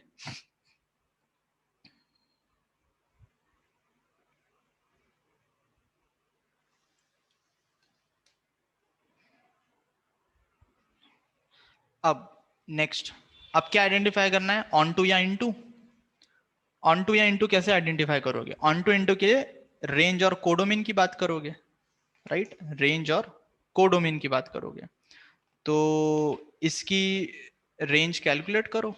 रेंज कैलकुलेट करने के लिए तुम इसको कैसे देख सकते हो कि अगर ये फंक्शन कंप्लीटली इंक्रीजिंग है तो इसकी रेंज कैसे आएगी? मैंने बताया था रेंज कैलकुलेशन में कि अगर कोई फंक्शन सिर्फ और सिर्फ इंक्रीज कर रहा है या सिर्फ और सिर्फ डिक्रीज कर रहा है तो उसकी रेंज जो डोमेन होगा उसके एंड पॉइंट के हिसाब से कैलकुलेट होगी। तो since fx is increasing function, therefore range of fx is कितना होगा? f ऑफ माइनस इंफिनिटी, क्योंकि पूरा r में है ना रेंज, सॉरी डोमेन, देखो डोमेन r दे रखा है, तो डोमेन r का मतलब माइनस इंफिनिटी से प्लस इंफिनिटी। तो जो रेंज होगा that will be f of minus infinity to f of plus infinity. अब f ऑफ माइनस इंफिनिटी कैसे निकालोगे? वो निकालना पड़ेगा। मतलब ये इस तरह से f ऑफ माइनस इंफिनिटी लिखने का कोई मतलब नहीं है, तुम्हारे समझने के लिए लिखा हुआ है। मैथमेटिकली ऐसे f ऑफ माइनस इंफिनिटी कोई नहीं लिखता है ना, तो वो तुम्हारे समझने के लिए मैंने इसको इस तरह से लिख दिया रेंज। चलो अब f ऑफ माइनस इंफिनिटी निकाले तो fx कितना है? fx पे जाना, f डैश x पे मत जाओ। fx कितना है? e की पावर x माइनस e की पावर माइनस x बाई 2। अब थोड़ा समझना पड़ेगा, e की पावर x माइनस e की पावर माइनस x बाई 2, है ना? हाँ, fx में वैल्यू पुट करेंगे, वही करना है ना? जिनको अभी भी समझ में नहीं आया कि रेंज कैसी आ रही है तो देख लो, ग्राफ को देखो, ग्राफ हमेशा ऐसे बढ़ते जाएगा इसका। तो रेंज माइनस इन्फिनिटी पे फंक्शन की वैल्यू क्या होगी और प्लस इन्फिनिटी पे फंक्शन की वैल्यू क्या होगी उस पर डिपेंड करेगी। ठीक है, चलो अब यहाँ पे अगर मैंने x equal to minus infinity रखा तो एक एक करके सोचो। अगर x माइनस इन्फिनिटी, ये इक्वल टू माइनस इन्फिनिटी लिखने का कोई मतलब नहीं है, टेंडिंग टू माइनस इन्फिनिटी लिखते, क्योंकि ये मैथमेटिकली गलत हो जाएगा। Equal to in minus infinity कुछ नहीं होता, वो माइनस इन्फिनिटी को अप्रोच कर रहा है। तो अब एक एक करके सबसे पहले ये बताओ कि अगर x माइनस इन्फिनिटी की तरफ जा रहा है तो e की पावर माइनस इन्फिनिटी मतलब e की पावर x को देखेंगे तो ये कहां जाएगा? This is nothing but equivalent to e to the power of minus infinity. ये कहां अप्रोच करेगा? ये कहां अप्रोच करेगा? तो उसके लिए अपने को देखना पड़ेगा e की पावर x का ग्राफ। तो e की पावर x का ग्राफ देखेंगे तो वो इस तरह से दिखेगा। तो माइनस इन्फिनिटी मतलब ये इस साइड में, तो जीरो को अप्रोच करेगा। देखा ग्राफ से? ग्राफ से देखो, माइनस इन्फिनिटी पे ये माइनस इन्फिनिटी इस तरफ, तो ग्राफ का अप्रोच कर रहा है, जीरो को अप्रोच कर रहा है, तो ये जीरो को जाएगा। कब? जब x माइनस इन्फिनिटी पे जाए। अब तुम e की पावर माइनस एक्स की बात करो, तो e के पावर माइनस एक्स, तो यहाँ पे e की पावर x कितना है? Minus infinity. ध्यान से देखना भैया, माइनस ऑफ माइनस प्लस, तो ये प्लस इन्फिनिटी बनेगा। ये किसकी तरफ जाएगा? तो e की पावर माइनस एक्स का ग्राफ बनाया मैंने, तो e की पावर माइनस एक्स का ग्राफ इस तरह से बनता है। जिनको आता है अच्छी बात है, नहीं आता है तो मैं क्या करूं? कुछ नहीं कर सकता, सब पढ़ा रखा है तुम्हारी पढ़ाई करने पे। हाँ, अब e की पावर माइनस एक्स कहा जा रहा है e की पावर इन्फिनिटी। तो जब e की पावर माइनस एक्स e की पावर इन्फिनिटी की तरफ जा रहा है तो e की पावर इन्फिनिटी का मतलब होता है इन्फिनिटी। तुम इसको इस तरह से देख लो अभी कि इसमें हमें क्या चेक करना है, माइनस इन्फिनिटी की तरफ जाना है तो माइनस इन्फिनिटी की तरफ जा रहे हैं तो ये कहाँ भाग रहा है, ये ग्राफ देखो ऊपर की तरफ भाग रहा है तो ये इन्फिनिटी को जाएगा, तो ये इन्फिनिटी आ गया। ठीक है, अब इतना सब बोलने के बाद मुझे क्या पता चला कि अगर मैं f ऑफ माइनस इन्फिनिटी की बात करूं तो दिस इज इक्वल टू ये कितना था e की पावर x 0 माइनस ये कितना है इन्फिनिटी डिवाइडेड बाय 2। तो ये आंसर किसकी तरफ जाएगा, माइनस इन्फिनिटी की तरफ जाएगा। तुम सोच रहे होंगे अरे बाप रे इतनी कैलकुलेशन।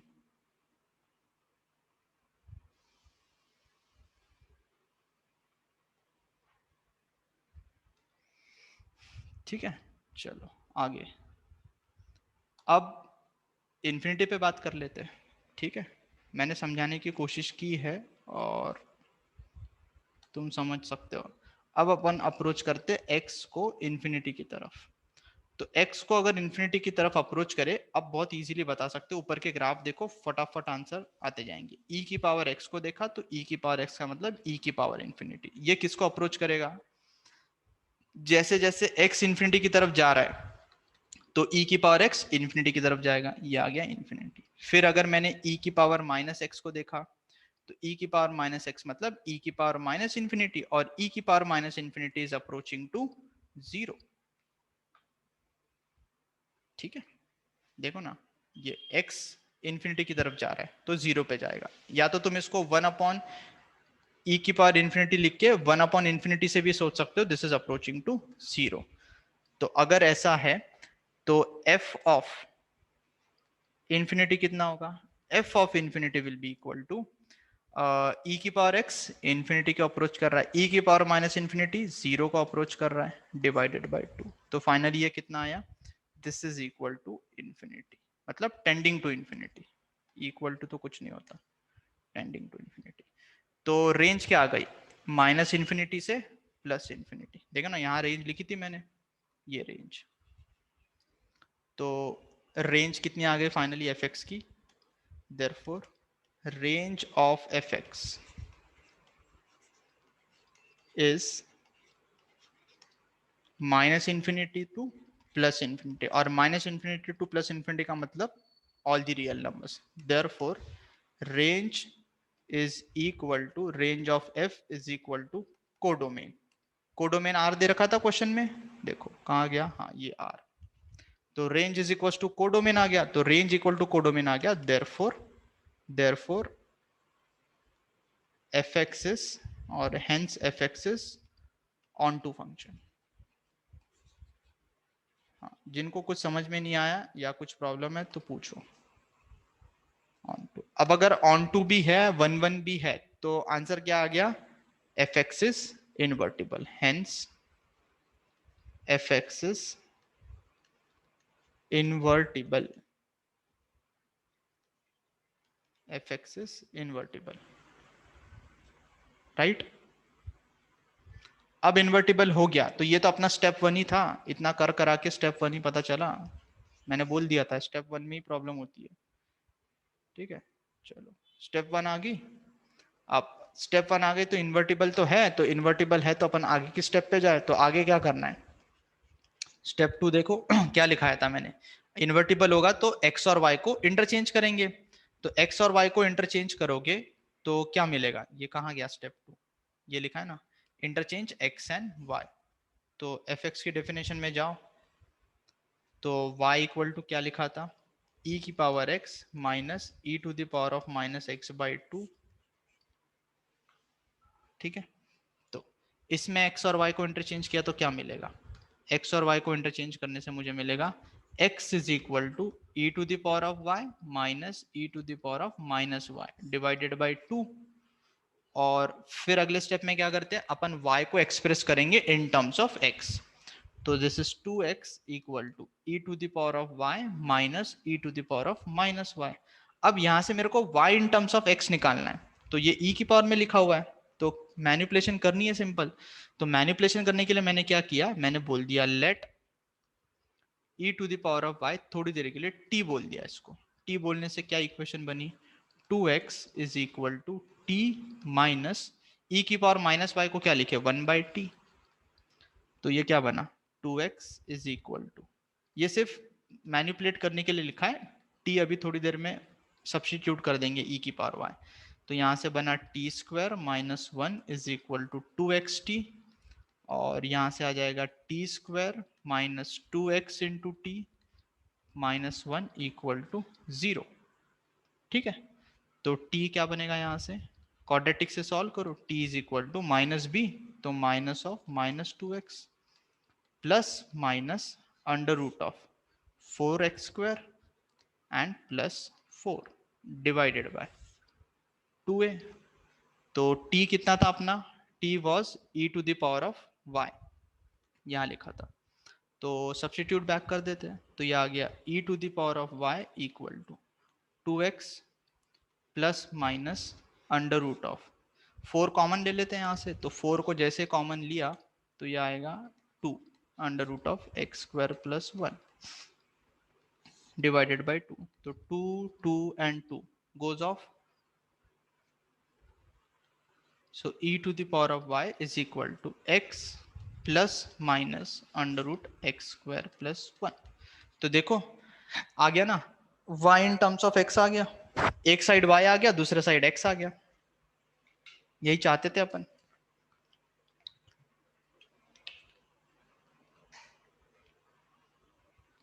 अब अगर ऐसा हो गया तो यहाँ पे एक प्रॉब्लम है, क्या प्रॉब्लम है कि यहाँ पे प्लस माइनस आया, इनवर्स किसी भी फंक्शन का यूनिक होगा, मतलब ऐसा नहीं हो सकता कि दो इनवर्स फंक्शन आ जाए एक फंक्शन के, एक इनवर्स फंक्शन मतलब एक एफ एक्स फंक्शन है तो उसके लिए इनवर्स भी एक ही होगा, दो तो नहीं हो सकते। तो अब अगर यहाँ पे प्लस माइनस आ रहा है तो तुम उस प्लस माइनस से सोचना पड़ेगा कि कौन सा कंसिडर करे। तो सबसे पहले इसको सिंप्लीफाई करेंगे अपन, तो सिंप्लीफाई करेंगे तो दोनों साइड लॉग ले लेते, टेकिंग लॉग। यहां से समझ में आ रहा है तुम्हें कि प्लस लेंगे या माइनस लेंगे, सोचो। माइनस नहीं ले सकते, क्यों नहीं ले सकते, क्योंकि डोमेन को देखा जाए तो डोमेन तो आर है, अगर डोमेन आर है तो यहां पे e की पावर y, e की पावर y तो हमेशा ग्रेटर देन 0 होता है, तो ये माइनस साइन किसी काम का नहीं है। So taking log on both sides, ये मिलेगा log of y e log e to the base e, ठीक है, this is nothing but log of x plus minus under root x square plus 1। ठीक है, तो यहां से फाइनली y कितना आ गया, log of x plus under root x square plus 1, और मैं यहां लिख देता हूं कि minus is neglected since e to the power of y is greater than 0। ऐसा होगा खूब सारे क्वेश्चन में कि तुम्हें दो डेफिनेशन मिलेंगी, तो दो डेफिनेशन से तुम्हें देखना पड़ेगा कि कौन सा हमें चूज करना है। लॉग क्यों लिया, इसलिए लिया क्योंकि तेरे को ये चाहिए ना y इक्वल टू समथिंग चाहिए ना, तू e की पावर y इक्वल टू तो नहीं लिख सकता है क्योंकि तुझे इनवर्स निकालना है, तो इनवर्स फंक्शन निकालने के लिए f इनवर्स x चाहिए। अब मैं इस स्टेप में f इनवर्स x लिखूंगा कि f इनवर्स x इसके बराबर है log of x plus under root of x square plus 1। ठीक है, अब अगर मैं यहां पे लॉग नहीं लेता तो यहां पे कहां से इनवर्स लिख देता, समझ में आ रहा है, मेरे को y in terms of x express करना था, तो y in terms of x express करने का मतलब क्या है, एक साइड y दूसरे साइड x आ जाए, मतलब इस तरह से, और फिर log लेने का मतलब तो अभी समझ ही गए होंगे क्योंकि f इनवर्स x चाहिए। तो this is my inverse function, और ये कहां से कहां तक डिफाइंड होगा, this is defined from r to r।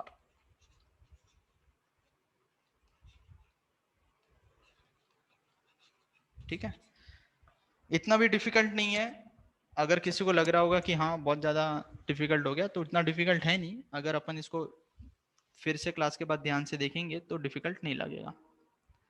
अब आधे लोग क्लास में नहीं आते तो क्या करें, आज भी देखो सिर्फ 22 लोग दिख रहे हैं, 22-23 लोग, क्लास की स्ट्रेंथ है 35, तो ऑलमोस्ट आधे लोग ही है, थोड़े ज़्यादा।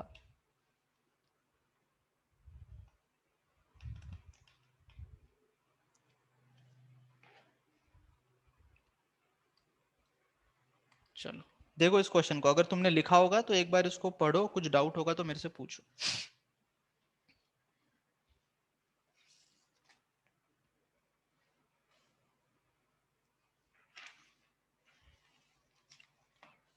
तो मैंने 2 एग्जाम्पल सॉल्व किए। आई थिंक 2 एग्जाम्पल से तुम्हें आइडिया आ गया होगा कि किस तरह से क्या करना है।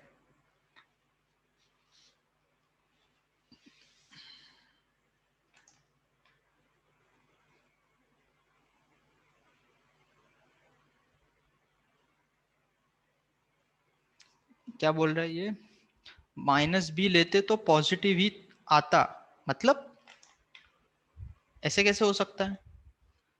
-b लेते तो भी पॉजिटिव आता, मतलब समझा नहीं भाई। यहाँ पे मैंने माइनस साइन इसलिए नेग्लेक्ट किया क्योंकि ये e की पावर y हमेशा पॉजिटिव होगा, तो तुम यही से माइनस साइन मत लिखो। या तो तुम दूसरा समझ सकते हो कि लॉग के अंदर कभी नेगेटिव नंबर नहीं आ सकता, लॉग के अंदर नेगेटिव नंबर आएगा तो प्रॉब्लम होगा। हाँ लॉग ही 1 है, मतलब मैंने यहाँ पे बेस ln लिख लो, यहाँ पे टेकिंग ln लिख लो ताकि अच्छा लगे तुम्हें भी। चलो ln कर दिया यहाँ पे, ln मतलब बेस e हो गया, ln लो ln लिख लिया, यहाँ पे भी ln। ठीक है ना। माइनस साइन क्यों नेग्लेक्ट किया, क्योंकि दोनों तरह से देख सकते हो। अगर इसकी डोमेन r है तो यहाँ पे अगर मैंने माइनस साइन ले लिया गलती से, तो कुछ वैल्यूज ऑफ x के लिए ये नेगेटिव वैल्यू फेंकेगा, तो ये नेगेटिव नहीं चलेगी अपने को, है ना। और ऊपर में भी समझाया मैंने कि ये e की पावर y पॉजिटिव होना चाहिए, वहां से भी समझ सकते हो।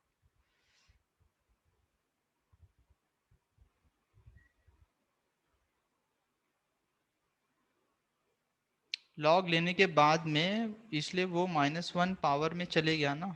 -1 पावर में कहाँ से आया यार, ये क्या बोल रहा है, मेरे को कुछ समझ में नहीं आ रहा है। चाहते हो तो तुम यहाँ पे इसको इस तरह से लिख लो भाई, ये e की पावर y रहने दो। हाँ ये अंशल देख ले तू, तेरा डाउट मेरे को अभी तक समझ में नहीं आया, क्या पूछना चाहता है तू।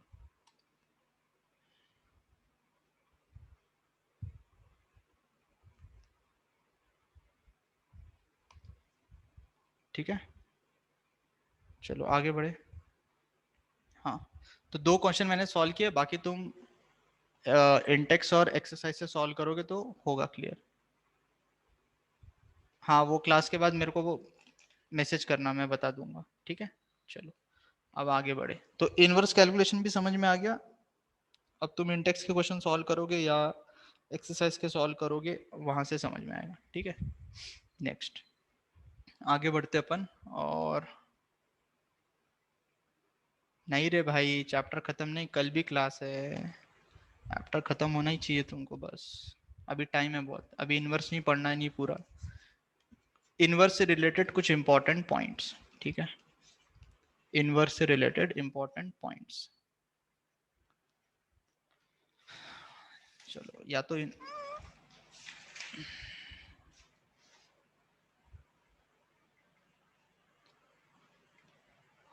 हाँ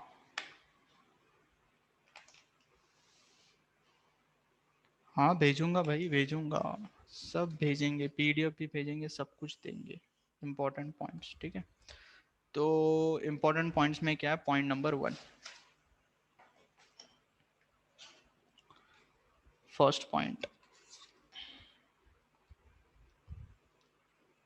फर्स्ट पॉइंट को ऐसे देखो कि अगर हमारे पास एक फंक्शन f डिफाइंड है a से b, ठीक है, इसको लिख देते हैं a1 a2 और b1 b2।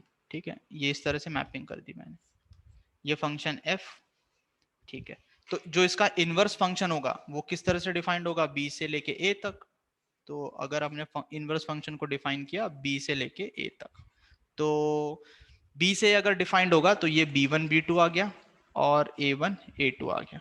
ठीक है तो इसको अपन बोल देते हैं g, where g is nothing but inverse of f।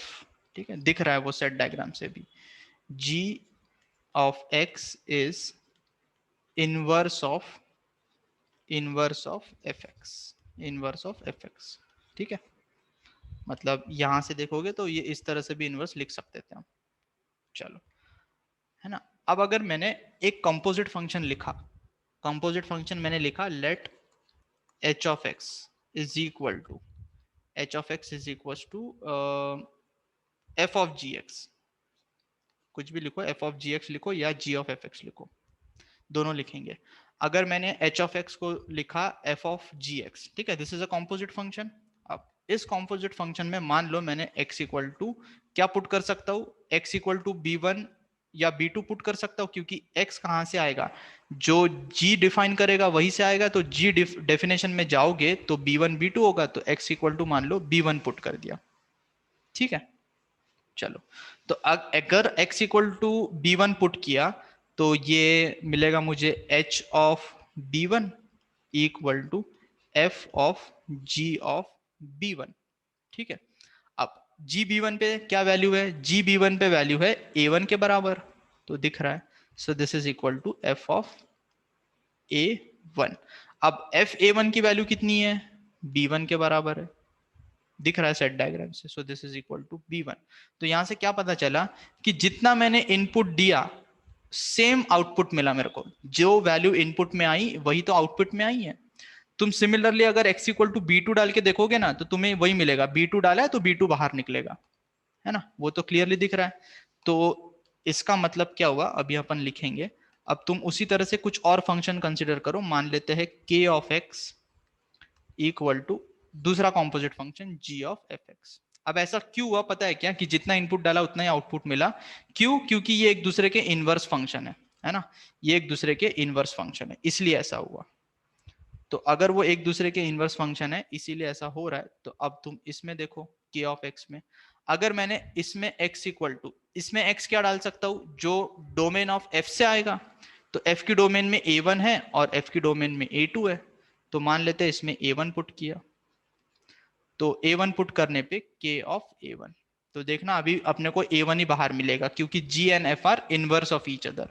तो यहाँ पे अगर मैंने a1 पुट किया तो g of f of a1 कितना होगा, f of a1 is b1, तो जी बी वन आ गया। और g b one set diagram से देखोगे तो ए वन के बराबर है, देख लो यहाँ पे b one is map to a one.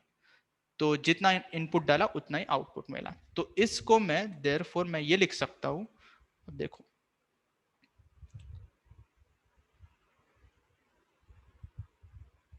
हाँ वही तो लिखा मैंने, जी ऑफ एफ एक्स किया तो वही आया। अब मैं इसको इस तरह से लिख सकता हूं कि अगर मैं जी ऑफ एफ एक्स में x जो भी डालूंगा तो हमेशा आउटपुट किसके बराबर आ रहा है, x के बराबर ही आ रहा है। बस यहां पे ये अंडरस्टूड होना चाहिए कि ये x कहां पे बिलोंग करेगा, x will belong to domain of this fx। क्योंकि कॉम्पोजिट फंक्शन की डोमेन में भी मैंने बताया था कि डोमेन अंदर वाले फंक्शन पे डिपेंड करती है। तो जो x f को एक्सेप्टेबल है वही तो x आ सकता है यहाँ पे। तो x belongs to domain of fx। उसी तरह से अगर मैं f ऑफ gx लिखूं तो f of gx is nothing but equal to x itself. कब, जब x belongs to domain of gx, है ना। अब ऐसा हर कंपोजिट फंक्शन के लिए नहीं होता, यहां पे क्यों हो रहा है, ये इसलिए हो रहा है क्योंकि यहाँ पे f और g are inverse of each other, ये एक दूसरे के इनवर्स है ना, इसीलिए ऐसा हुआ। अगर ये एक दूसरे के इनवर्स नहीं होते ना तो ऐसा नहीं होता। तो वो इन जनरल लिख मत देना, नहीं तो इन जनरल अप्लाई करना शुरू करोगे तो गलत करोगे। ये तभी पॉसिबल है जब वो f और g एक दूसरे के इनवर्स है, यहाँ पे मैंने लिखा हुआ है g is inverse of f, ठीक है। अच्छा, इनको आइडेंटिटी फंक्शन भी बोला जाता है, मतलब यहाँ पे इन शॉर्ट आइडेंटिटी फंक्शन लिख लेता हूँ मैं, इनको आइडेंटिटी फंक्शन भी बोल देते हैं। आइडेंटिटी फंक्शन का मतलब क्या होता है पता है क्या, f x equal to x is an identity function. तो f x equal to x लिखा तो इस टाइप के फंक्शन को आइडेंटिटी फंक्शन बोलते हैं, मतलब y equal to x type. तो यहाँ पे वही हुआ कि इस फंक्शन में जो एक्स डाला था वही बाहर निकला एक्स, तो ये आइडेंटिटी फंक्शन भी बोले जाते हैं। तो नाम है उससे कोई फर्क नहीं पड़ता, ठीक है। This was not number 1। चलो, ये कुछ इंपॉर्टेंट पॉइंट्स है जो कभी क्वेश्चन में यूज हो सकते हैं, इसलिए अपन लिख रहे हैं इसको। फिर आ जाते हैं पॉइंट नंबर 2 पे।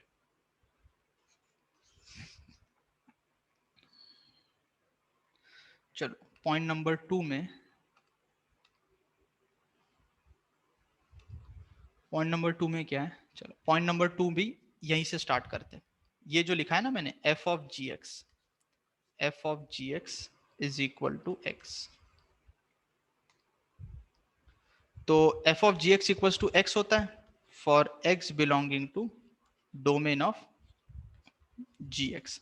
बस यहाँ पे हाईलाइट करके हम लिखेंगे here g of x is inverse of fx। ये इस कंडीशन के अंदर अपन डिस्कशन कर रहे हैं, ये हर किसी के लिए वैलिड नहीं होगा कि कोई भी फंक्शन g लिखा और कोई भी फंक्शन f लिखा तो ऐसा लिखना स्टार्ट करें, नहीं। अगर g इनवर्स है f का तो ठीक है।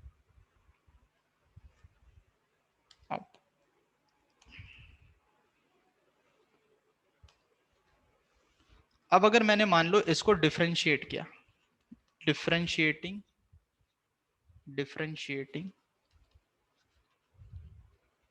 With respect to x, x के रिस्पेक्ट में इसको डिफरेंशिएट किया, तो जैसे मैंने इसको x के रिस्पेक्ट में डिफरेंशिएट किया तो क्या मिलेगा? सबसे पहले बाहर वाला फंक्शन डिफरेंशिएट होगा, that is f dash of gx, ठीक है। और चेन रूल से अंदर वाला फंक्शन भी डिफरेंशिएट होगा, that is g dash of x, and that is equal to x का डिफरेंशिएशन 1, x का डिफरेंशिएशन 1। तो यहां से मेरे पास एक फॉर्मूला आ रहा है कि g dash of x is equal to 1 upon f dash of gx, f dash of gx, ये फॉर्मूला आ रहा है, ठीक है। This is important formula, f dash of gx। अच्छा, यहाँ पे इंपॉर्टेंट क्या है कि g क्या है? f इनवर्स है। तो इसको लिखने का तरीका ये भी होता है कि अगर मेरे को differentiation of inverse function calculate करना होगा तो f इनवर्स x, इसका डिफरेंशिएशन ये किसके इक्वल होगा? 1 upon f dash of gx की जगह लिखा मैंने f इनवर्स x। ये इस तरह से भी लिख सकते हो। तो ये कंफ्यूजिंग हो सकता है थोड़ा सा, बट अगर ध्यान से देखेंगे तो समझ में आएगा। मेरे यहाँ की लाइट गई तो डिस्कनेक्ट होगा, वेट करो 2 मिनट के लिए।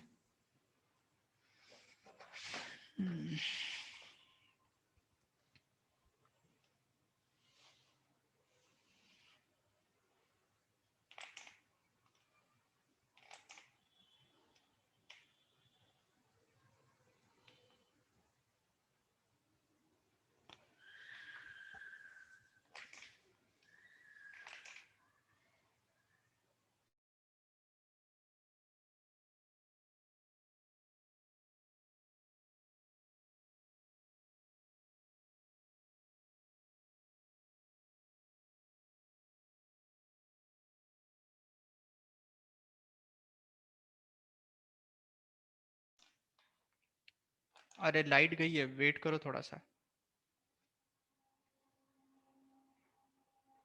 पावर नहीं है मेरे यहाँ पे, लाइट गई है, हाँ तो थोड़ा सा वेट करो, ठीक है। 2 मिनट वेट करो, मैं वेट करता हूँ 2 मिनट, अगर पावर वापस आ जाए, नहीं तो कंटिन्यू करेंगे, छोड़ के मत जाओ कोई क्लास, ठीक है।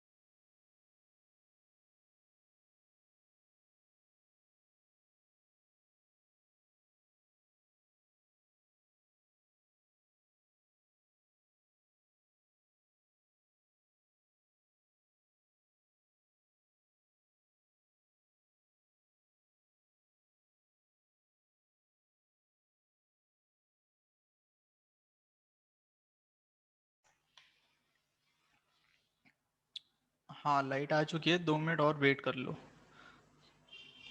so that I can connect to the broadband.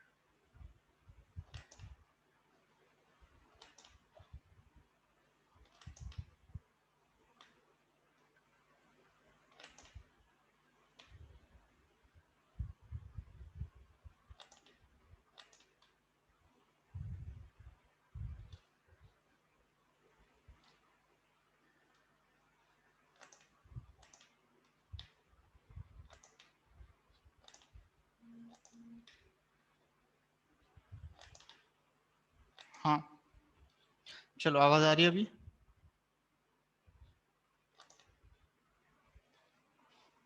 हाँ ओके ठीक है,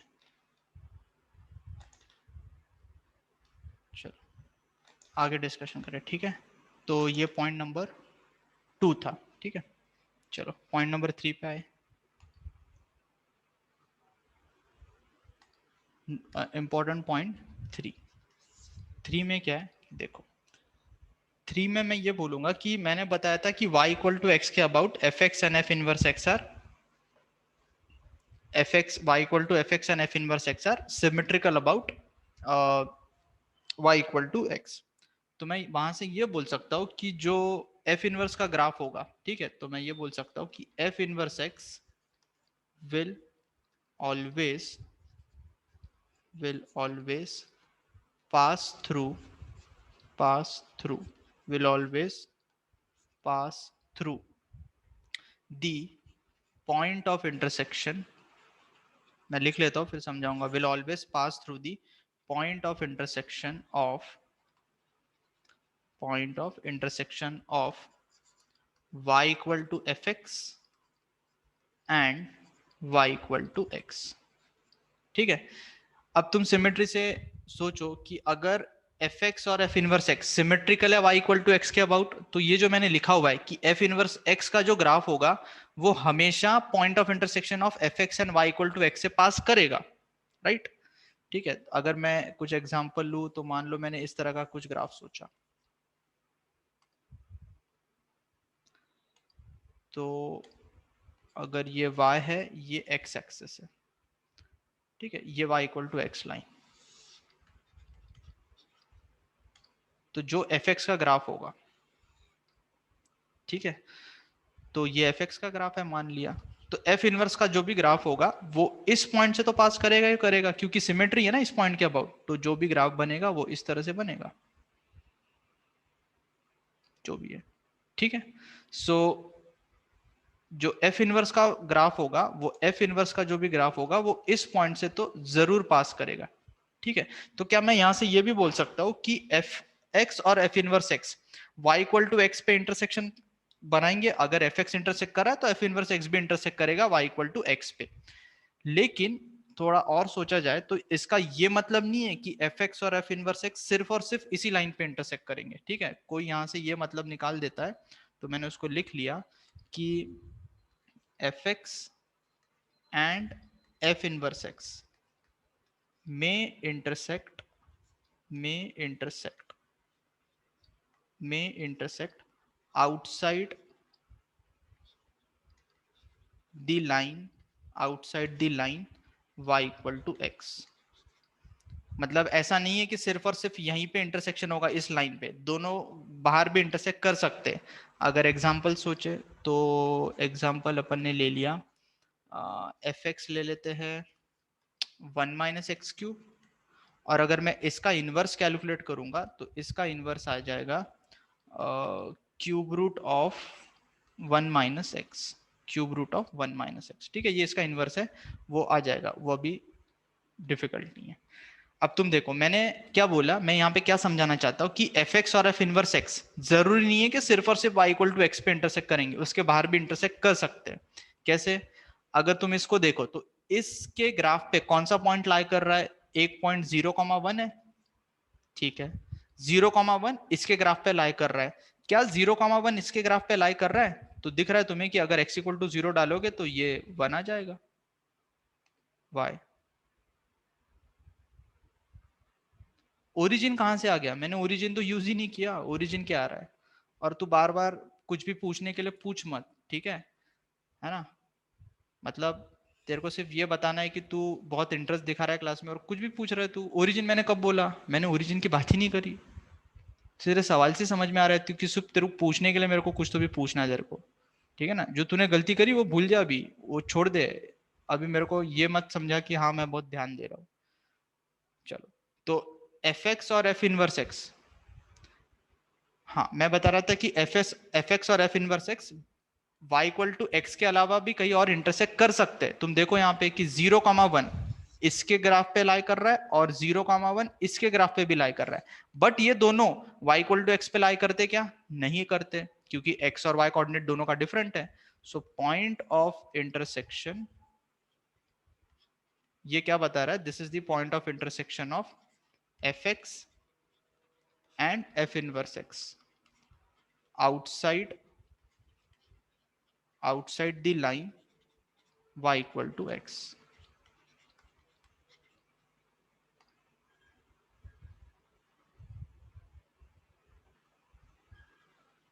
हाँ, उससे रिलेट करके क्या पूछा? उससे ओरिजिन कहाँ रिलेट हुआ? ओरिजिन का डिस्कशन कहाँ से लाया तूने दिमाग में? मैंने ओरिजिन के बारे में कुछ भी नहीं बोला।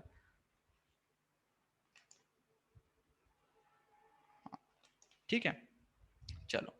अब इसका मैंने क्यों बताया, इसका यूज क्या पे कहाँ पे आएगा क्वेश्चन में? अब देखो इसको यूज कैसे कर सकते हैं कि अगर एफ इनवर्स एक्स हमेशा point of intersection of f x and y equal to x से पास करेगा, तो कभी अगर मुझे क्वेश्चन में किसी ने बोला कि solve the equation f x equal to f inverse x, ठीक है, ये थोड़ा सा इन्वॉल्व है तो ध्यान देना। तो अब मैं इसका यूज करके ये बोल सकता हूँ कि अगर मुझे पॉइंट ऑफ इंटरसेक्शन फाइंड करना होगा इसका, to find point of intersection, to find point of intersection of fx equal to f inverse x, to find point of intersection of fx equal to f inverse x which lie on y equal to x, y equal to x we can equivalently solve we can equivalently solve fx equal to x। ऐसा क्यों हुआ? ऐसा इसलिए हुआ क्यों? सोचो तुम, मैंने अभी क्या बताया कि f इनवर्स x हमेशा उन पॉइंट से पास करेगा जहां पे fx और y equal to x intersect कर रहे हैं। तो अगर मुझे किसी ने बोला कि इस इक्वेशन को सॉल्व करो fx equal to f inverse x, इसको सॉल्व करने का मतलब क्या है कि इसके सोल्यूशन निकालने, सोल्यूशन निकालने का मतलब x की वैल्यू निकालनी है। तो अगर मुझे सिर्फ और सिर्फ वो सोल्यूशन चाहिए जो y इक्वल टू एक्स पे लाई करते हैं, तो मैं इसको सॉल्व करने से अच्छा इसको सॉल्व कर लूंगा। इसको सॉल्व करना इजी क्यों है? क्योंकि मेरे को इनवर्स निकालने की जरूरत नहीं पड़ेगी, राइट? बिकॉज इनवर्स निकालने के लिए तो मेरे को पूरा प्रोसेस करना पड़ेगा, तो इनवर्स निकालने से अच्छा मैं इसको सॉल्व कर लेता हूं। तो यहां से मुझे कौन से पॉइंट मिलेंगे? मुझे वो पॉइंट मिलेंगे जो f x equal to f inverse x को सेटिस्फाई कर रहे हैं on the line y equal to x. y equal to x के अलावा अगर कोई पॉइंट ऑफ इंटरसेक्शन होगा वो यहां से नहीं मिलेगा, ठीक है? That is the important point. चलो अब इसके बेस पे एक क्वेश्चन दिखाता हूं, देखो।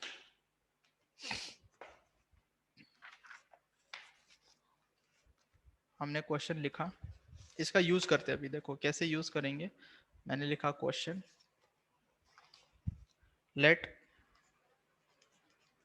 fx is equal to x square plus 2x for x greater than equal to -1। Draw graph of f inverse x।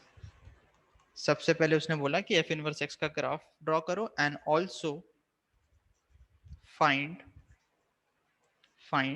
number of solutions of the equation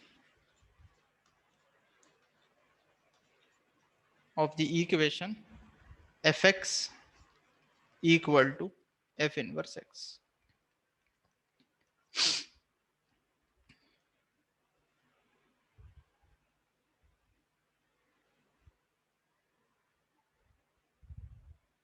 क्या हुआ? आवाज नहीं आ रहा है? किसको आवाज नहीं आ रही है? सबको प्रॉब्लम है क्या? मतलब सबको प्रॉब्लम हो रही है?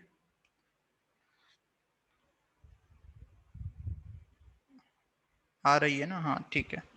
जिसको प्रॉब्लम हो रही होगी वो डिस्कनेक्ट करके फिर से कनेक्ट करे। चलो हाँ, क्वेश्चन को सॉल्व करें। देखो क्वेश्चन के दो पार्ट है। सबसे पहले किसको सॉल्व करना है? सबसे पहले मेरे को बनाना है एफ इनवर्स का ग्राफ। तो एफ इनवर्स का ग्राफ बनाने के लिए मैं एफ एक्स का ग्राफ बना लूंगा, और इनवर्स का ग्राफ कहां से आएगा? Symmetrical about y equal to x line. तो एफ एक्स का ग्राफ बनाने के लिए एफ एक्स क्या दिख रहा है तुम्हें? पैराबोला दिख रहा है। अब इस पैराबोला का वर्टेक्स बताओ। अच्छा, ये पैराबोला कहां बनाना है? x greater than equal to -1 पे। तो सबसे पहले इसका वर्टेक्स, पैराबोला है, इसका वर्टेक्स कितना होता है? -b/2a, -d/4a, बता रखा है ये, ठीक है? तो अगर हमने वर्टेक्स कैलकुलेट किया तो कितना आ रहा है? -b मतलब -2/2 इंटू 1, और -d का मतलब b² 4 -0/4 इंटू 1। तो कितना आया ये वर्टेक्स? वर्टेक्स इज -1, -1, ठीक है? चलो, -1, आ रहा है वर्टेक्स, ओके। अब अगर -1, वर्टेक्स है तो इसका ग्राफ बनाएं। तो ग्राफ बनाने अगर जाएंगे तो देखो,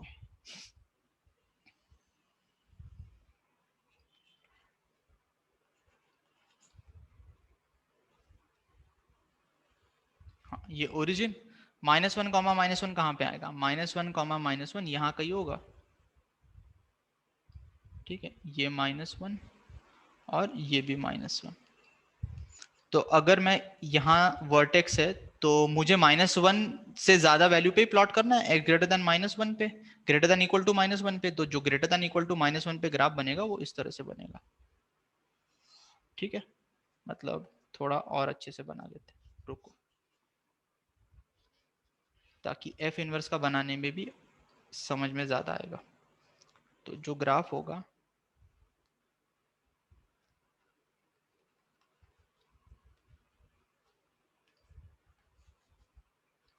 मैं y equal to x line पहले बना लेता हूँ, क्यों बना रहा हूँ अभी समझ में आएगा। y इक्वल टू एक्स, ठीक है। तो जो भी ग्राफ होगा इसका -1, 1 इस पे लाई करेगा, ठीक है। तो ये पॉइंट ले लेते, तो जो ग्राफ बनेगा वो एफ एक्स का इस तरह से बनेगा।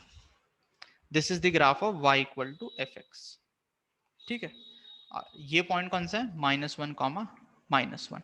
अब मुझे अगर एफ इनवर्स का ग्राफ बनाना है, तो एफ इनवर्स का ग्राफ बनाने के लिए मैं क्या करूंगा, I would take symmetry about y equal to f x. मुझे इनवर्स निकालने की जरूरत नहीं है उसका ग्राफ प्लॉट करने के लिए, मुझे पता है इनवर्स फंक्शन सिमेट्रिकल होता है y इक्वल टू एक्स के अबाउट। तो y इक्वल टू एक्स के अबाउट सिमेट्रिकल ग्राफ बनाने के लिए अपन यहां से इस तरह से बना लेंगे, ये ओरिजिन और ये इस तरह से भागेगा इधर, आ गया ये ग्राफ।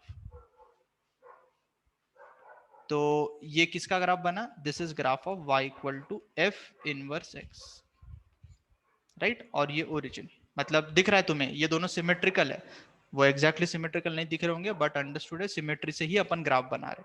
तो this is the graph of F inverse x. अच्छा, यहां तक किसी को प्रॉब्लम? हाँ। अब हमें क्या करना था नेक्स्ट, नेक्स्ट क्वेश्चन में क्या बोला उसने, नेक्स्ट क्वेश्चन में ये बोला है कि मुझे number of solutions of the equation f x equal to f inverse x. तो अभी f x equal to f inverse x, इसके सोल्यूशन अगर मेरे को फाइंड आउट करने हैं तो मैंने अभी ऊपर समझाया, क्या बताया कि to find point of intersection, point of intersection मतलब सोल्यूशन फाइंड करना है। जो y इक्वल टू एक्स पे लाई करेंगे मैं इसको सॉल्व कर लूंगा। अब तुम इसका ग्राफ देखो, जब तुमने ग्राफ बनाया तो तुम्हें दिख रहा है कि एफ एक्स और एफ इनवर्स एक्स सिर्फ और सिर्फ y इक्वल टू एक्स पे इंटरसेक्ट कर रहे हैं, सिर्फ और सिर्फ y इक्वल टू एक्स पे ही इंटरसेक्ट कर रहे हैं। तो अगर मुझे सोल्यूशन निकालना है f inverse x equal to f x का, तो मैं इसकी जगह कौन सी इक्वेशन सॉल्व कर लेता हूं, f x equal to x. क्यों, क्योंकि ये दोनों सिर्फ और सिर्फ y इक्वल टू एक्स पे इंटरसेक्ट कर रहे हैं, इसीलिए तभी हो सकता है ये। और वैसे भी ग्राफ प्लॉट कर लिया तो ग्राफ से तो डायरेक्टली दिख रहा है कि एक पॉइंट ऑफ इंटरसेक्शन ये -1 है और दूसरा 0 है। और अगर तुम इससे भी कैलकुलेट करोगे मैथमेटिकली तो वही आएगा। एफ एक्स कितना है, एक्स स्क्वायर प्लस 2x, तो यहाँ पे आएगा x square plus 2x is equal to x.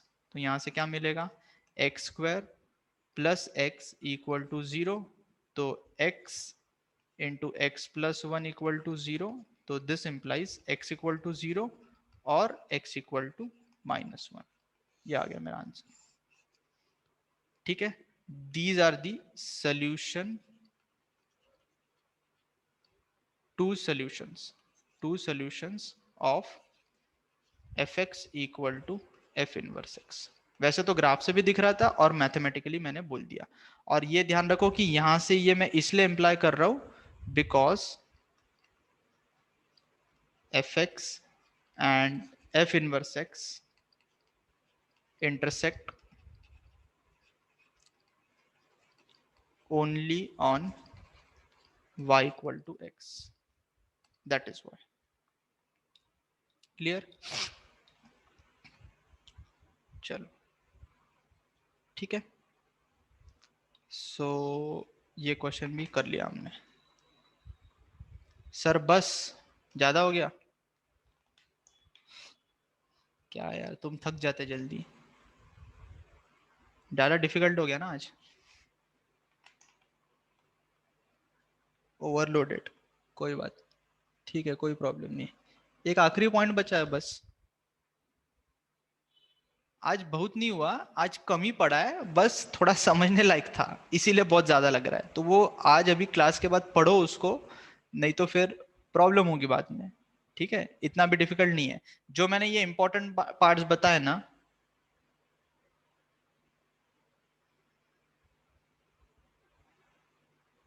हाँ जो मैंने ये इंपॉर्टेंट पॉइंट्स बताए ना, इसके पहले वाला जो इंपॉर्टेंट पॉइंट्स के पहले वाला पार्ट है वो इंपॉर्टेंट है, मतलब वो आना ही चाहिए।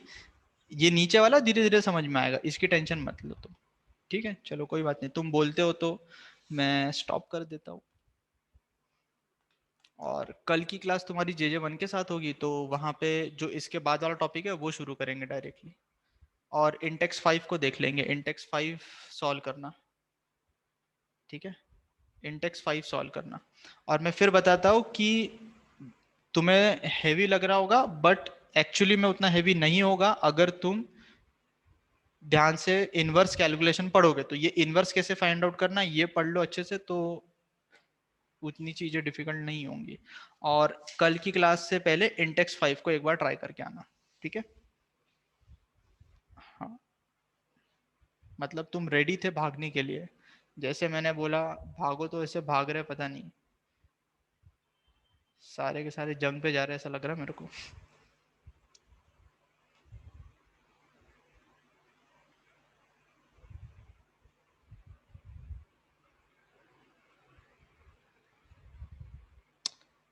हाँ, यहाँ पे ये फायदा हुआ यश कि मेरे को यहाँ पे पता तो चले कि कौन आता है कौन नहीं आता है। यूट्यूब पे मेरे को पता नहीं चलता कि कौन क्लास में आता है कौन नहीं आता है, ठीक है?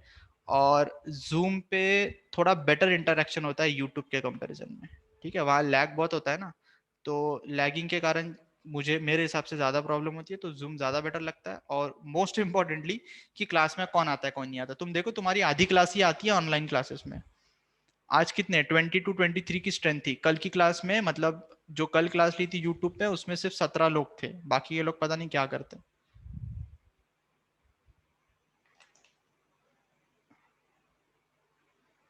हाँ तो हाँ, कल भी क्लास जूम पे ही होगी। अभी ट्राई करेंगे जूम पे ही ले क्लास। आते नहीं हो ना तुम, क्लास मिस करोगे फिर बाद में रोओगे, क्या फायदा। हाँ, मैं इसका रिकॉर्डेड जो ये रिकॉर्ड कर रखा है मैंने, तो प्रॉब्लम होगी समझने में तो फिर से देखना। मैं रिकॉर्डेड अभी अपलोड करूंगा, अपलोड करने में थोड़ा टाइम लगता है जूम से, तो जैसे अपलोड हो जाएगा मैं लिंक शेयर करूंगा, तो जो प्रॉब्लम होगी उसको फिर से एक बार पढ़ना, ठीक है? चलो, और इंटेक्स 5 करना, 5-6 क्वेश्चन ही है बस, उसको ट्राई करना 4-5। चलो, बंद, अब बंद कर रहा हूँ मैं। Bye everyone.